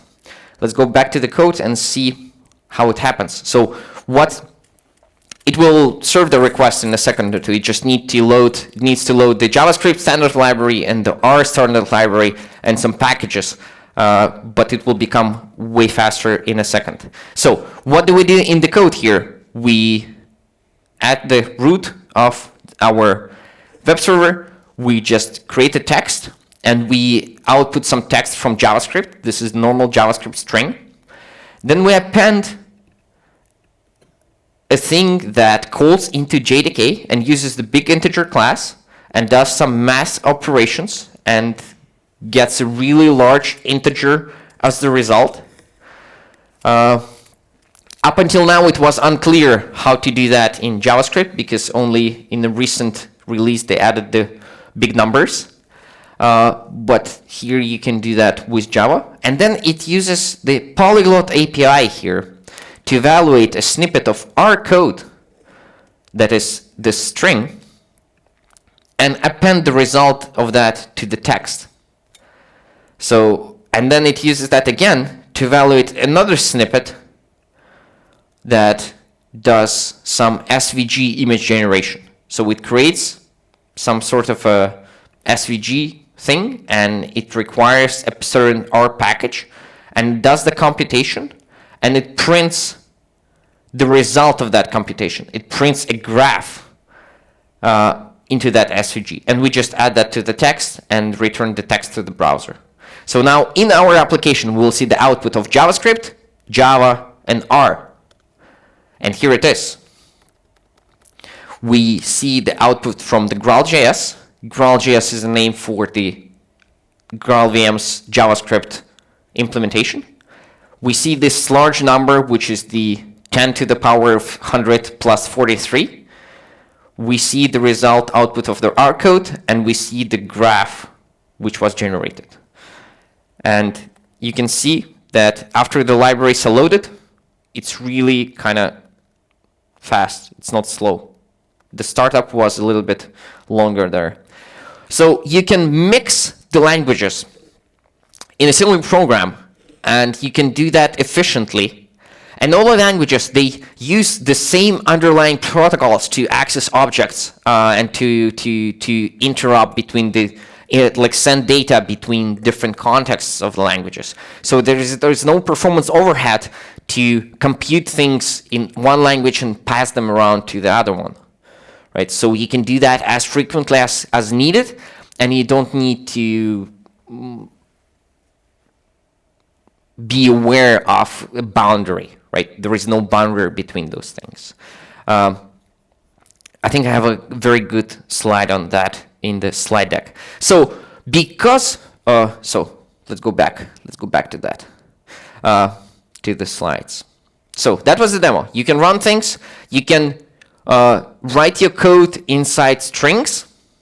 There is also an API to evaluate actual files. So if you would like to be a normal developer and put your JavaScript sources into one file and your R sources or Python sources or Java sources into another file, to have all the help from the IDE and just not to lose sanity, you can do that, and there is an API for that. And you, in the same way, you just evaluate a certain file rather than actual string, but this way the demo becomes 3 files rather than 1. And I'll show you another one in a second. So if we talk about JavaScript, because probably that's the most popular language out of those 4 that GraalVM currently supports. So GraalVM's JavaScript implementation is, besides being fast, it's also compatible with the actual JavaScript standards, modern JavaScript standards, and it's also compatible with the ecosystem of modules and node modules.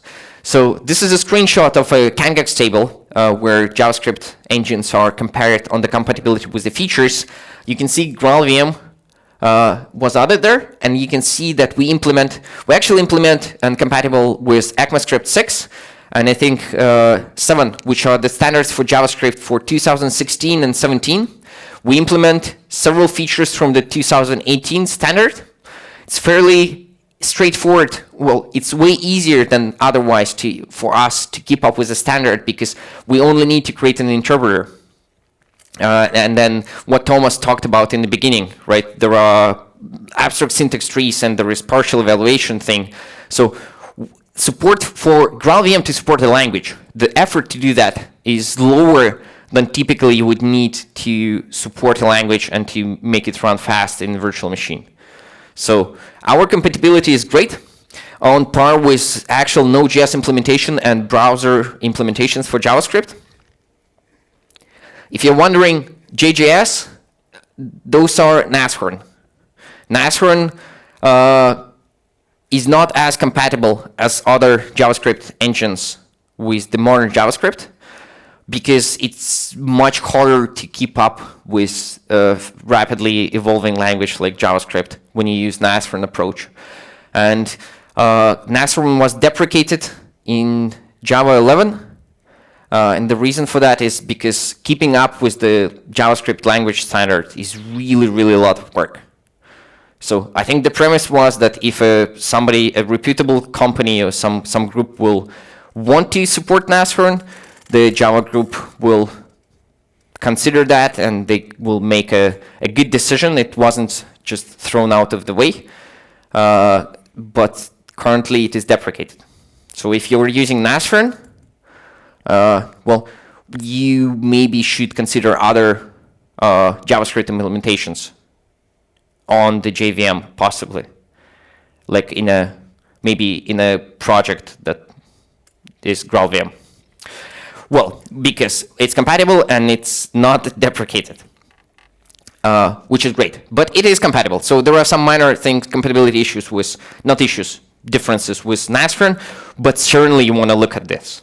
So if you are comparing the performance, and we want to be the virtual machine for running languages, right, including JavaScript on the JVM, we run a number of benchmarks, and while reducing all of them to a single number doesn't always make a lot of sense.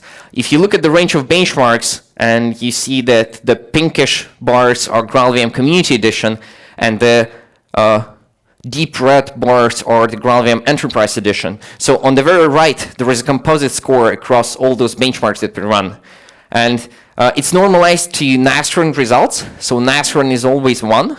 And you can see the comparative speed up. And GraalVM Community Edition JavaScript implementation is on the average. It's 4 times faster than Nashorn on those benchmarks. The Enterprise Edition is 6 times faster. And in general, the performance of GraalVM, JavaScript, and Node, peak performance of those are very close to the performance of V8. I think we still are a little bit slower, a couple of %, but the difference is not light and day and night. So it's a very fast JavaScript implementation. So you should definitely consider that. And you can interop and mix the languages. There are certain artifacts available, so you can try GraalJS on stock JDK 11. To run that efficiently, you need Graal compiler, so you will need to enable some flags and so on, but it is doable. So if you're looking to try that on stock JDK and you are not ready to kind of migrate to different JVM distribution, you can try this. And then you can mix and match and use other languages. Ruby is fairly fast, faster than other Rubies. As we say, we would like to be the fastest runtime for all the languages. R implementation is really fast, and it's very interesting. As we've done some announcement, right, when we wrote the first blog about our R implementation, and we looked at some sample code that uses, and we benchmarked that. So in that code, it's a very interesting story. The R code calls Fortran code because they wanted to speed up some critical paths in the computation, right? And this is what normally those dynamic languages do. They call native code. So when we rewrite that Fortran code in R, so remove that barrier that normally would be like this serialization between two runtimes, because Fortran is not run directly on GraalVM. So what we do see that when we go from Fortran to just pure R implementation, the speed up goes all the way up to being like 40 times faster than typical GNU-R, normal GNU-R. So that shows that we can optimize code on a totally different level that normal compilers can do, right? And that also, since there are no language barrier for GraalVM, so essentially from the compiler point of view, there is no difference between running compiling snippet of JavaScript and running compiling snippet of R. So you can mix and get the polyglot applications and use libraries from the ecosystems that you want to use in any other language with no performance penalty, which is fantastic. And Python. I think our youngest implementation of a language, it is not yet there on the ecosystem compatibility level. So we're working on making the machine learning use cases, the NumPy, SciPy workloads work first. So we can evaluate the language snippets, right? We can evaluate the actual Python files, but very often they come with native extensions as well, including the ones that are the kind of pillar of the modern Python machine learning ecosystem, because NumPy and SciPy, they use native extensions to represent data, and we need a little bit more time to support those. But we are working on that, and I think there are some builds where certain NumPy, SciPy programs run somewhere on some developer's machine, which is great.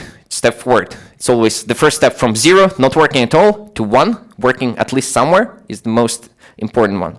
So hopefully soon Python and machine learning will be available on the GraalVM as well. So, and now then there are tools, right? GraalVM sits between the languages and the platform. Remember that first slide? There were languages on the top, GraalVM proudly in the middle, and on the bottom there were different platforms where you can run your programs. So this allows you to, and all the languages that run through the similar mechanics, right? The whole machinery for running a language is the same. So that allows you to plug all the tools through the GraalVM, through that Truffle framework interface, and use them for any language that is supported in the same way as you would do that for the languages that were originally created for. And I'm going to show you a demo for that. So normal tools, which tools do we use? Debugger. Who uses a debugger? Excellent. Who uses a profiler? Fewer people. Who wonders what happens with the memory of the application and uses a heap viewer or something? Few people. Who has heard of VisualVM? Okay, more people. So if you started that, you've used a heap viewer. Well, all those tools can work on those languages normally and interchangeably. And let me show you a demo of that, because that is quite spectacular. So what I need to do, I will run my program here as well, and I will pass the inspect parameter. All right, I will start, and I would like to debug my thing. What it will give me the URL to the Chrome JavaScript debugger. So it integrates with that. I hope it will work out of the box. So I have my sources here. I have my file here, server.js. Let me make it a little bit larger so we can all see. This is my code, right? And I will be able to debug that. let me put a couple of breakpoints, because why not? This is how you debug stuff. And then we'll send a request, and we are on a breakpoint. We are debugging our Node application inside the Chrome debugger. Not groundbreaking yet, right? We are debugging JavaScript with the JavaScript debugger. But what we can do, we can definitely call things, and we can step over things, and we can step over things more. Yeah, it should be fine. It's now initializing R the first time. Oh. Using R the first time.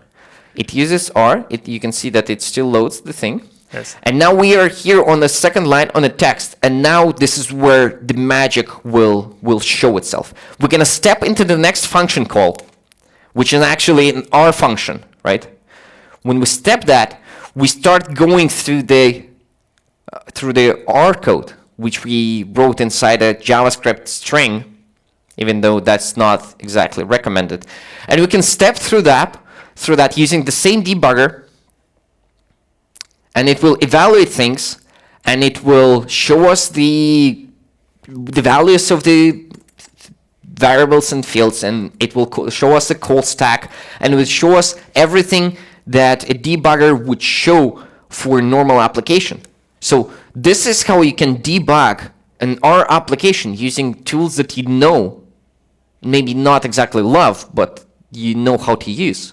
So, and that will be available for JavaScript and Ruby and R and Python in all the contexts that GraalVM is able to run those. So I know there is integration with MySQL MySQL database, right? There is a thing which allows you to use GraalVM inside MySQL to run stored procedures as written in JavaScript. You can debug those using Chrome debugger here, which is fantastic. So you can use tools. This is a polyglot stack trace. If you go to the call stack, if you open the call stack. Call stack. Yeah. So we have like R on top, and then we have JavaScript. So it's kind of like multiple languages, and we can really have a stack trace for all of them. That's awesome. I didn't know that. So you can debug that. You can profile throughout your application. You can see what your heap is doing. Let me try if I have VisualVM running here. So it's a VisualVM. It's a specific Graal VisualVM version. This came from my GraalVM distribution that I downloaded. But maybe you can obtain that as well. Do you know which one is? Oh, here. Yeah, I would say that one, yeah. If I open my process, normal process, I don't think it's this. No, it should be. Right. Application main. No, this is not it. Weird. I'll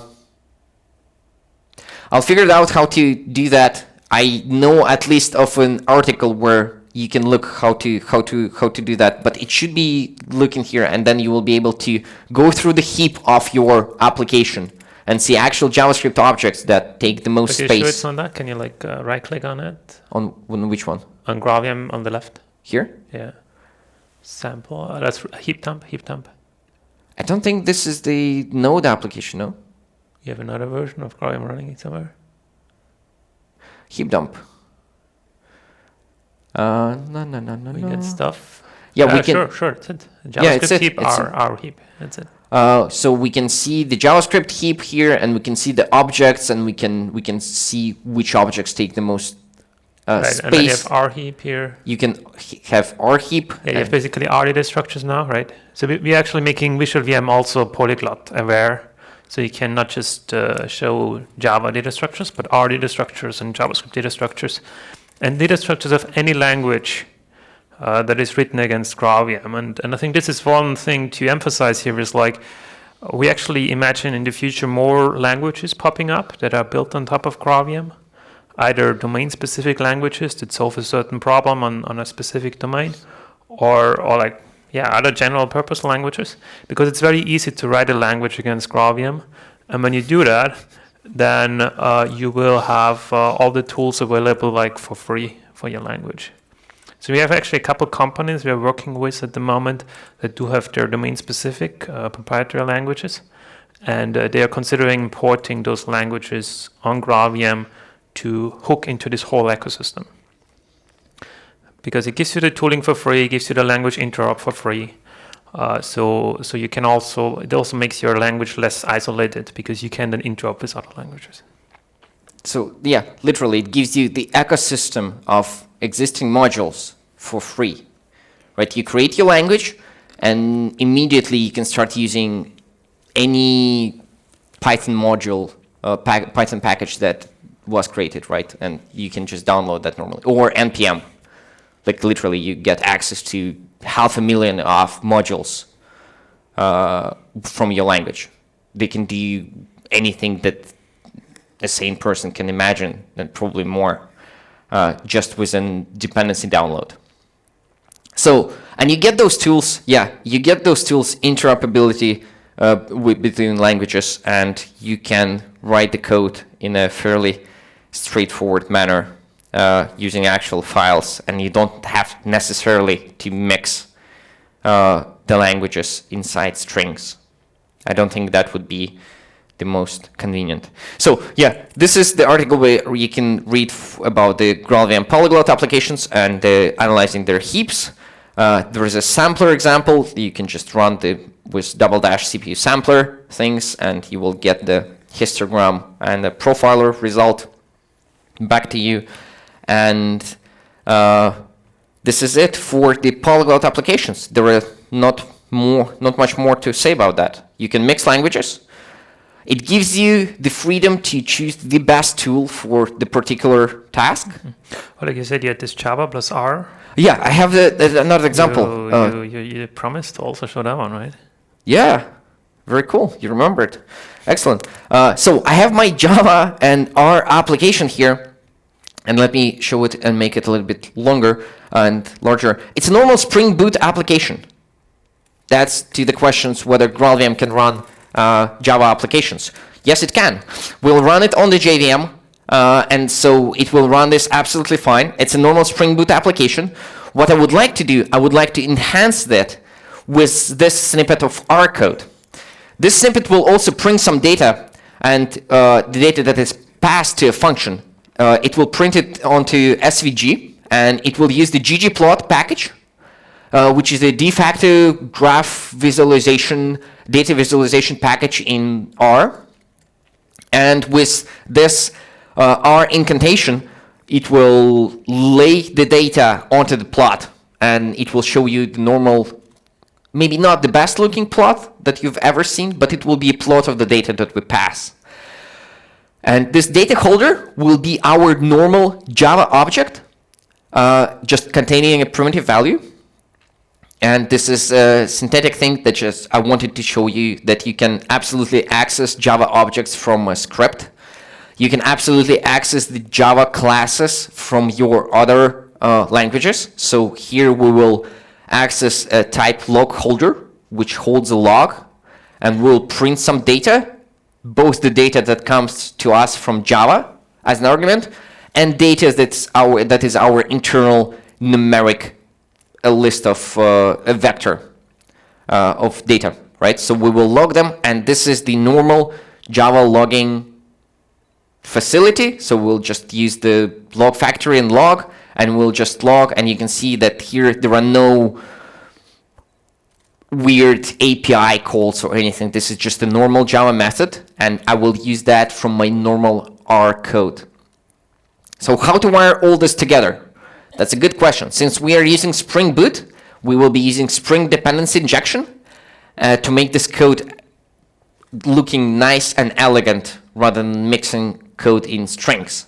So what we need to do to have the different languages available on the JVM, we need to create a context, the GraalVM context, and it comes from a library, right? It comes from a jar file from a package or GraalVM polyglot.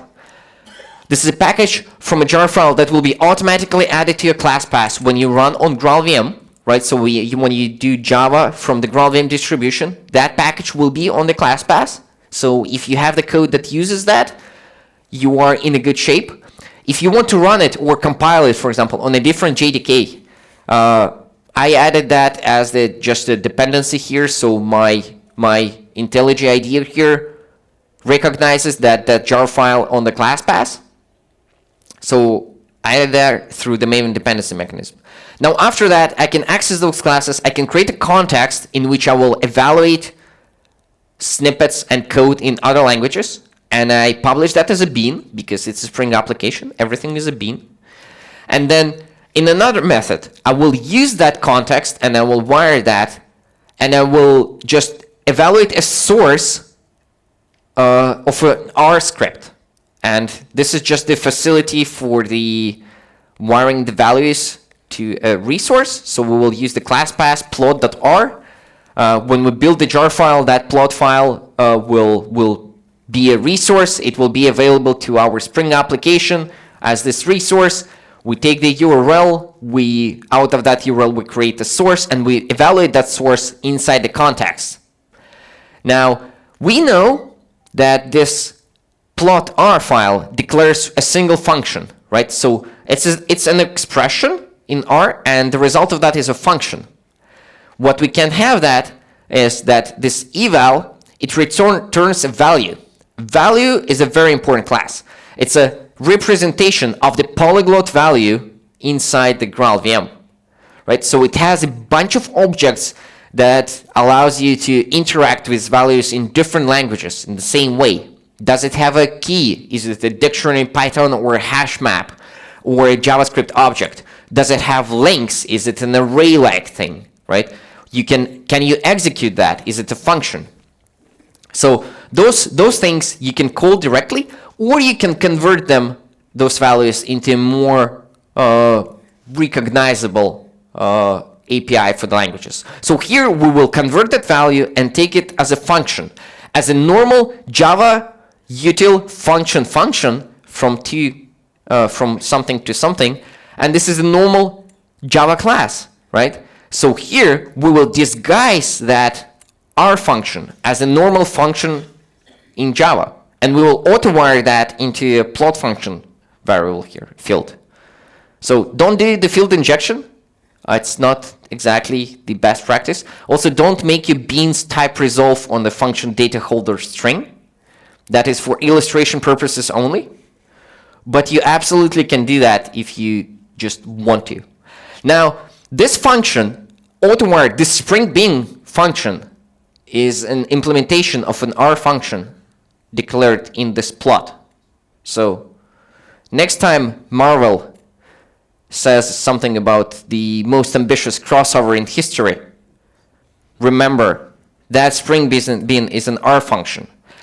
And at the end of this, we are just using this as a normal Java object. We can synchronize on that. We can apply. We can call methods on that. Since it's a function, we call apply to get a result. We pass the normal Java data, Java objects into that. So we pass this our data holder class. We could pass a primitive as well, but I just wanted to illustrate how you access variables and fields on an object. So, and what we do, we just take this operating system bean and we just add the average load. So if I run this application, and I'm running this on GraalVM, stop building. I run it. Okay, I run it. It will start in a second. So what actually happens is that we will use an R code that uses normal R packages, right, from the R ecosystem to visualize the data. You need to run this with the R support installed in the GraalVM. So when I downloaded GraalVM, I did gu install R, and I did the installation of the ggplot package in that R, so it will be available to my things. Oh, my other thing is running here. Where's my other thing? This will stop it. Our reactive Spring application as a native image was holding the port. Oh, I think you didn't kill it right now. Can I go back? This one? I think it's the other one. No. Let's stop everything. This guy, yes. This guy is what you need to stop. No, this was the 3000. This was different. Oh, I see. So our application started on 8080, and now we're gonna go there, debugger doesn't work, localhost 8080 load, and we see the magic of R visualizing the data. Remember, we pass the data, which is the average load of this particular machine, and we send it to our function. Our function returns an SVG image to us, and we plot it here, and the animation is done by just setting the request header to refresh every second. So you can see it's a moving picture. This picture is generated by R. So if you're proficient in R, or if you have a team of data scientists who are doing machine learning or some data manipulation, and they're writing the code in R, because that's the language they're the most proficient in, you don't have to rewrite that in Java, losing half of the semantics and making the same bugs and errors that they did initially. But you can do that just running the code as it is, with good performance on the platform that you know how to optimize, you know how to actually deploy to production, where you have the expertise and you can have the data and run the program in whatever language. Not just the graph that looks like a bad stock market months, but for any actual logic that does increase the business value of your programs. And you get tools for free. So with that, I think this sums up what we wanted to show you about the polyglot. And Thomas now will show you how you can make use of this amazing technology inside an amazing database. All right, thanks, Oleg. Yes, so I will now put on my database developer hat, which is not very firm. So let's see how the demo goes. I will show you now GraalVM running in a completely different context. So we're running it in this case inside the Oracle database as part of the execution of a database query. Because GraalVM as an artifact is very embeddable, and we actually imagine GraalVM to be embedded in more and more like data science applications, where you can then run any of the GraalVM languages as part of queries, or as part of stored procedures. So there is actually, this demo is, you can also try it at home, because the Oracle database is apparently fairly easy to run if you download a Docker image. So we have a Docker image of something that we call Oracle MLE online, that you can download and like just run on your local Docker container. I have started that container, and I have here a little database table. It's a table of it's a little example table of superheroes and their email addresses.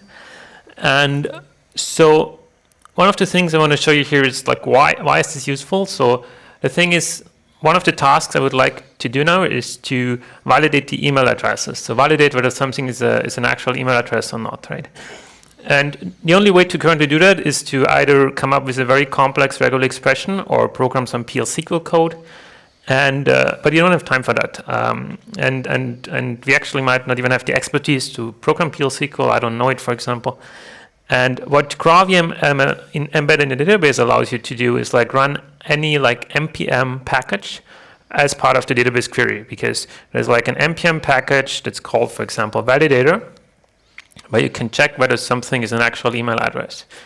And all I did is kind of like install this npm package inside the database, and it's now available for me in the queries. So I can now say something like select validator that is email of email, and the email address is from superheroes.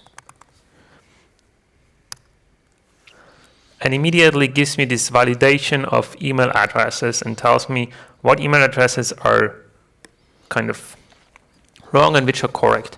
And I mean, email address is actually not as easy to validate, so the regular expression is kind of complex. And there's even more like crowdsourced packages out there for validating, for example, phone numbers on different locales and so on. So things that you as a developer definitely don't want to worry about, and you just want to enable like this by downloading from the internet. I have a second example here where I have a little table of tweets. We can just check how many tweets we got here. It's about 1.6 million tweets. It's an example table of tweets. And one of the things we can do with the tweets is like there's also another package here on npm where you can sentiment analysis, where you can like get like the sentiment analysis of something that tells you whether a certain sentence is a positive expression or is a negative expression. And it's like a per language package, but it allows you to like analyze some values, some string, whether it's positive or negative. I can show you here a little code that I've written for this specific example, where so the only thing I'm doing here is I'm kind of using this little sentiment analysis package, and then I declared this function sent that is like analyzing the sentiment and returning the score as a primitive. So it's a positive score if it's positive sentiment about a tweet, or a negative score if it's a bad sentiment. And what I can do now here in my database query, I can select the sentiment of the content. I can select the content from the tweets table. I can order by S ascending, and I can fetch the first 3 rows only. So this will now actually run this JavaScript sentiment analysis and get me the 3 tweets with the worst sentiment possible. Let's see what that might be in that little table. Well, it's 1. Oh, that's bad, right? No, we don't want that. So I should descending. Thanks, Oleg. I always mix these up, right? So select send of content from tweets. Order by. Oh, I made a mistake. I need to. SS content. So you get the point, right? Like when you have those functions available in the database context, you can use them as you would normally use your stored procedure or user-defined function. So for the usage point of view, from the user point of view, that send function could have been written in PL/SQL. But there are some contexts where it's unfortunate to write PL/SQL. If you know how to do that, if you're proficient in PL/SQL, there are no problems with that. If you know how to use it, if you are happy using that, that is fine. Personally, I would not be able to figure out how to do text sentiment, and I would be able, as a developer, I would be able to figure out how to do text sentiment analysis in PL/SQL, but I would rather not. So this gives me an ability to run JavaScript code, which is for me, a simpler tool to describe what I want from the database and deploy that in the context of database. And then I don't care whether I'm running PL/SQL code or JavaScript code. So right, and it kind of allows you to then like really run the same language or the same VM like across the stack. And you can, I mean, in this case, we have your JavaScript. We are adding Python at the moment. The latest demo also has Python. And the goal here is to have every GraalVM language available, because you shouldn't have a different execution environment when you execute something in the database or in your middleware or wherever. We actually also will start a project to integrate GraalVM with Electron to have GraalVM on the client as well, because it will actually allow you to then not just use JavaScript for Electron, but GraalVM-based languages. And with this system of like having the same execution environment that is bug for bug compatible across the stack, one can think that a little bit further and then explore areas where we might be able to ship code around, meaning automatically ship code from one place to another if it's more efficient to run there. Because generally speaking, like it's a lot cheaper to ship code around and to ship data around. Because there is only so much code that we can write, but there are excessive amounts of data that we have. Right. So, we have 22 minutes left. Maybe we can do a couple of final words and then proceed with questions. Right? No. Yeah, I think, yeah, let's... Oh, well, do you want to show this one, so? Yeah, quickly. All right. Quickly, I'm going to show you an incredible thing, which is mind-blowing. Truly. You have seen nothing yet. You've seen things, but those are different things. So, what I wanted to show you, and this would be not the most impressive demo in terms of how sparking it is, but the implications are enormous.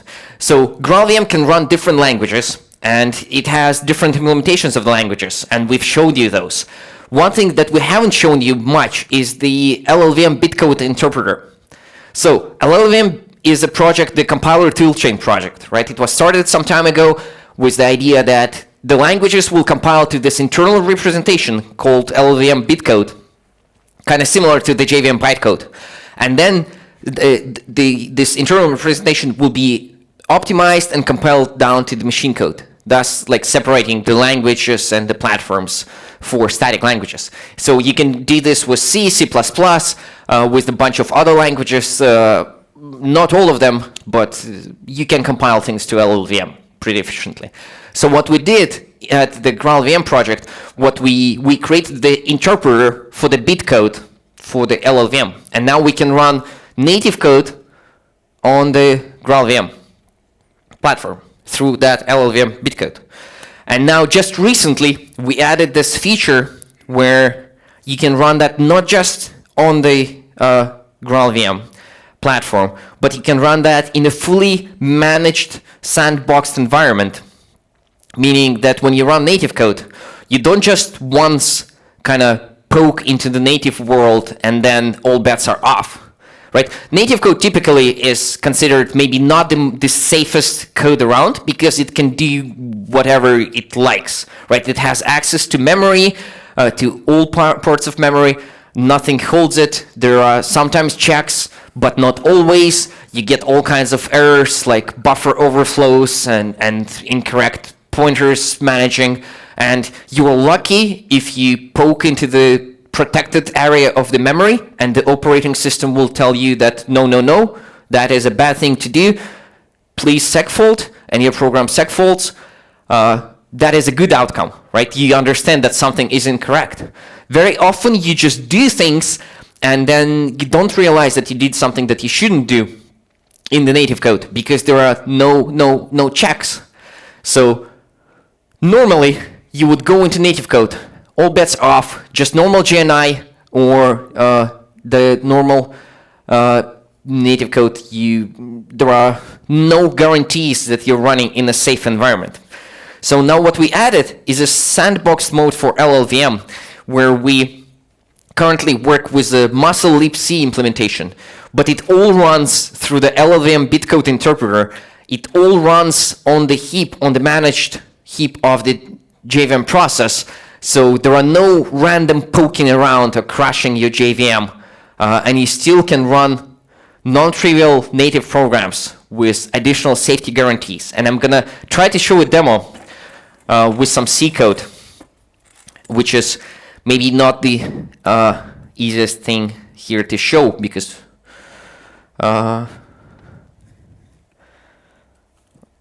let me... Sandbox LLVM. Excellent. What do you have here? We have a gzip program. Gzip is the zip program, right? You can archive files, you can compress them, and you can uncompress them. So it's a normal thing. This particular implementation is a single file implementation of gzip. It was found on the internet, and typically your native programs will come in a bunch of different files, and you need to kind of compile them into a single executable, which is out of the scope of this presentation. But what we're gonna work on, we're gonna operate on the single file gzip. So it's a single file, so it's easier to compile and run it. Right, so I'm gonna compile that, and I have some text files here, and I have my LLVM interpreter. My LLVM interpreter comes from the GraalVM, the same GraalVM distribution that you've seen on the demos before. And I will be able to run this, just to show you that this is really a C code, that I'm not kidding. This is a C code, right? It starts with a bunch of includes and a bunch of defines. If you haven't seen C code, then it looks like a normal C-like language, right? You have your functions and you have your pointers and the references, and you call things back and forth. It's normal C code. Now we're gonna compile that. So normally I would compile that to an object file and then the machine executable, but for our purposes we need the bit code, right? There is a compiler that can do that called Clang. I will find the emit LLVM thing. So this is the command that I need to run. So I will compile my gzip file, and I will make it emit the intermediate LLVM bitcode as it goes. Right? So it's compiled. Now my gzip BC file here, my gzip BC file is here, created just now. What I can do now, I can run it. And I can compress, say, a file called small.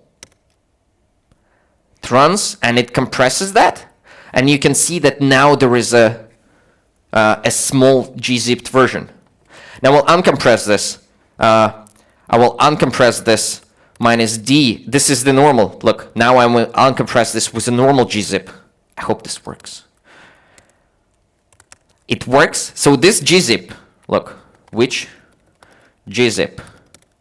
This is the normal, my system gzip. And that gzip that compiled this thing was not a normal gzip, but our bitcode version. So now this text should look unreadable if something goes wrong, right? But this is normal lorem ipsum. So our implementation of LLVM bitcode interpreter actually ran the normal native C language code, and it ran that well, and it compressed something. So if you have a native code that does something useful, you can run that on the GraalVM. So now what I wanted to show you is a safe native code execution. So if I just do this, the same thing, gzip. Wait, let's compress the. Oh, I have the file name is too large. txt.gz. It's just a suspicious file name, right? So let's uncompress that, just because it looks. I think you need to uncompress it first, right? Oh, it's already compressed. Yeah, you need to uncompress it first. I need to uncompress it. So I will uncompress that, and I will pass the file name to large, and we'll see what happens. Who thinks something bad will happen? No, not terribly bad, but it will not uncompress, but it will break. Of course it will break. The file name just suggests that. So what will happen? A null pointer exception. A file not found exception. A seg fault. Yeah, you're right. Those people did some native code. So we run it, and there is a segmentation fault. And why that segmentation fault is there? Because yesterday in the evening, I manually edited this gzip-c single file implementation. That's not on them, that's on me. And I am copying an array of arguments, the name of the file, into my character array. And it all looks nice and well, but my array is just 10 char long. Right, so if my argument here, the file name, is too long, I will start writing into a memory location that is not in my array. I will start writing somewhere where I should not be writing. This is the recipe for segmentation fault at best and for security issues at worst. If you allow your code to write into random memory locations, user input, they will put bad code there, and they will find a way to execute that code later, and you will get problems like the Heartbleed bug in the OpenSSL and countless other bugs for buffer overflows and everything. Because the normal implementation doesn't run with array bounds checks, because it's native code. So if I run this with the very sophisticated option here, it's called LLVM sandboxed. And I run the same thing, gzip bc -d, file name is too large. It will not fail with the segfault. It should throw an exception, but it swallows it somehow. Okay, but it doesn't fail with the segmentation fault. So that is good. Let me show you that actually it should throw an exception. This is a hack for the presentations. Sometimes you uncomment code, but sometimes you just go for things. So if normally you would get a segmentation fault, so with GraalVM you should have an exception like for an illegal pointer access, or I think I have a different exception here for array index out of bounds. So I should have an out of bounds access exception poking into memory somewhere. So right, yeah, but so the whole point is like we can execute the C code managed, but in particular it's not just managed and very slow, but the performance is very similar to the normal C code. It's maybe a little bit slower because we need a few more checks, but it's not substantial. So if you like security, then this is like a very good option how you can run native extensions and other stuff without worrying about the traditional buffer overflows and similar. It also makes it safer to run native code in general with the JVM, because if you run on the JVM some native code and the native code does something stupid, you will potentially corrupt your data or crash your JVM. And we can run this native code without crashing, with only giving you an exception. So this is one of the newer features we are doing here with the LLVM bitcode on top of GraalVM. The reason why we started the LLVM bitcode is actually that we can support all of the LLVM bitcode languages, all of the languages that target LLVM bitcode, like Rust, C, C++, Swift. And we can add those languages also to the GraalVM universe and compile it with the same infrastructure, inline it with other languages, remove boundaries. And yeah, but also in this scenario here, provide a safe and sandboxed execution of native code, because there's no real reason why the native code should run without checks. It just opens up the possibility of all sorts of security bugs or crashes. So all in all, we've shown you a number of things here, and we've spent some time trying to explain those things. But in general, GraalVM, if you remember one line from this whole thing, is a high-performance, embeddable, polyglot implementation of a virtual machine that runs a number of languages right now and will run even more in the future. And you can run them in different contexts. Normal Java, normal Node as a native image inside your database, and it gives you various degrees of freedom, whether to pick the language, to pick the libraries, to pick the combination of those, to get free tools, free in the sense, like working on, I mean, they are free, but also they work across the all supported languages. And it's a very versatile thing. So I would like to encourage you to try it. Right? Whether on your Java code, whether you download the binary or just enable that with the command line flags, it would be really, really cool if more people will try it.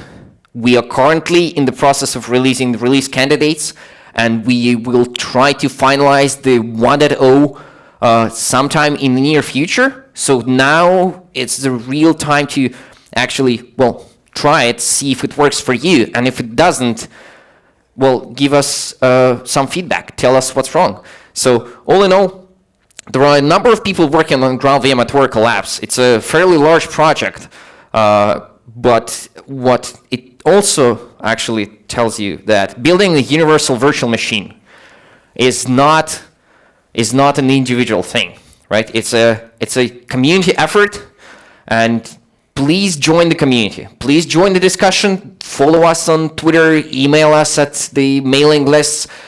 I don't know. Check out the GitHub repository and stare at that code. It's written in Java, and as Java developers, you have all the tools and capacity to actually understand that and see what it does. It works with all the tools that you love. You can load it into your IDE. It makes the virtual machine as close to the normal, regular Java developer as probably possible. So check it out. Give us feedback. We'd like it to make better. And right. Yeah, absolutely. And regarding feedback, you can either give us feedback directly on Twitter, or you can also open issues on the GitHub pages. There is GitHub projects for GraalVM itself, but also for the languages.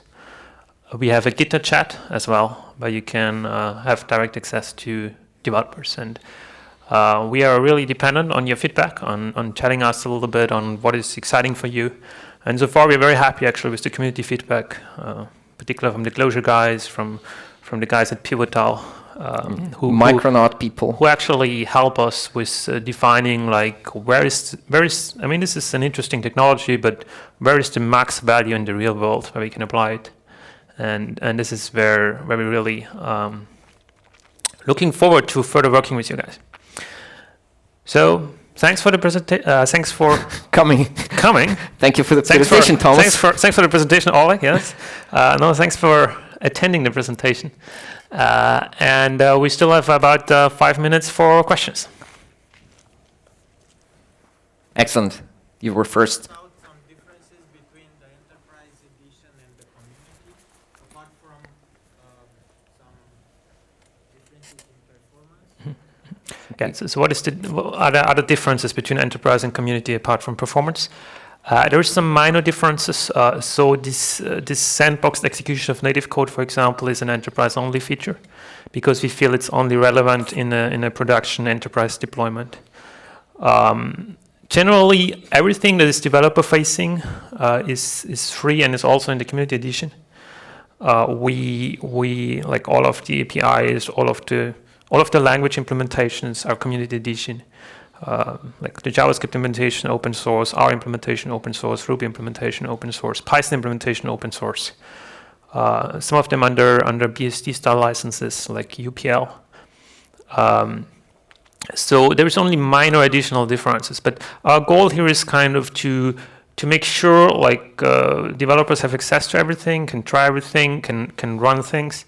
But we also would like to have the ability for enterprise deployments where money is really an issue, where you're paying a lot of money to Amazon to run it in the cloud, for example. If you make that faster, so you need to pay less money to Amazon, we would like to kind of have the ability to take a share of that. It's very healthy to have a way to monetize your project. And personally, I like this distinction quite a bit because it's a conscious choice of the user whether you would like to go into the enterprise mode or not. Yeah, and generally, I mean, there's a lot of resources on the project. I mean, yeah, this dual strategy actually helps us to fund the project. We're actually very grateful to. We have companies that are interested in buying the enterprise edition, and that's really helpful because they kind of support with their money, like the overall development also of the community edition.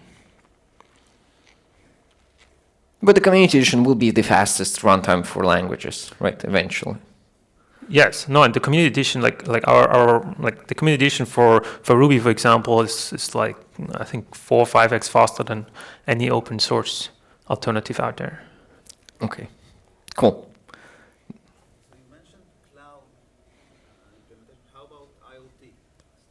For the cloud? IoT.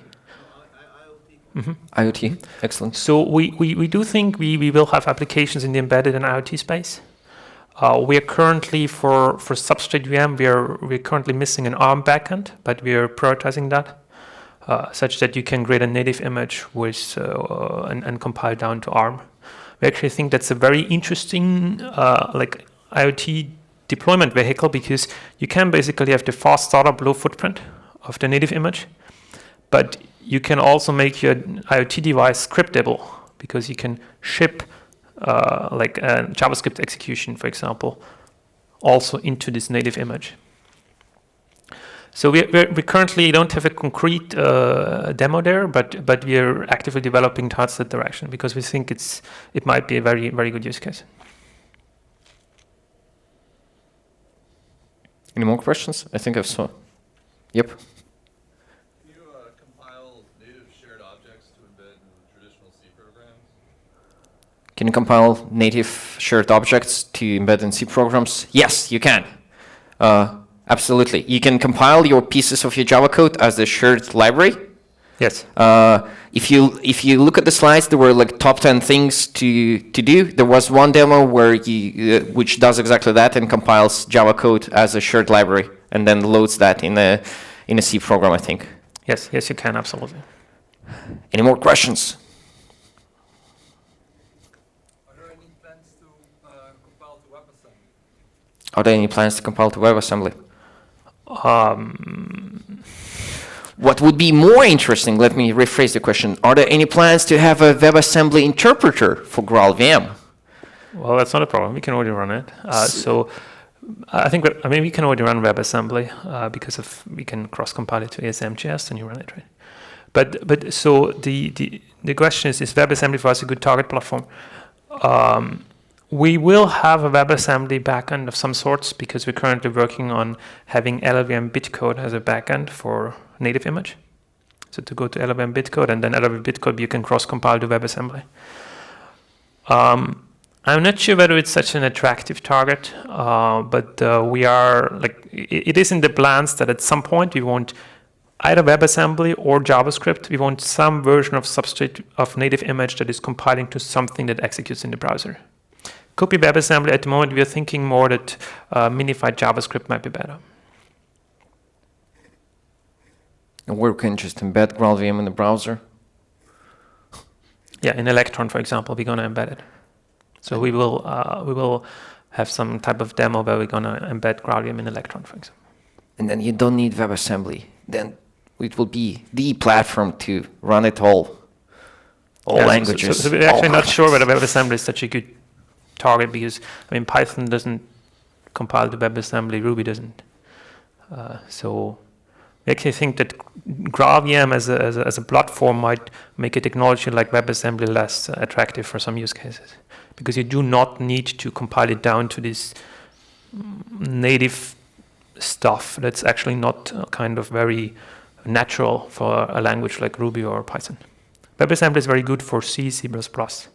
Or static languages, but not for when you cross-compile a dynamic language. Excellent. We see that the time is up. If you have any more questions, please find us here. We'll be at the conference. We have a session, a compressed version of this on Thursday at some point of time. Find us. You can find us online. You can find us in Twitter. Just ping GraalVM or anything. We'll be happy to answer all questions. Yes. And please provide us feedback both on the technology, also on the presentation if you like. We're very helpful if you hear from you kind of what demos were interesting, what we should have skipped, or that would be great. Really cool if you guys can help us improve here. Yeah. Excellent. Thank you very much. Thank you.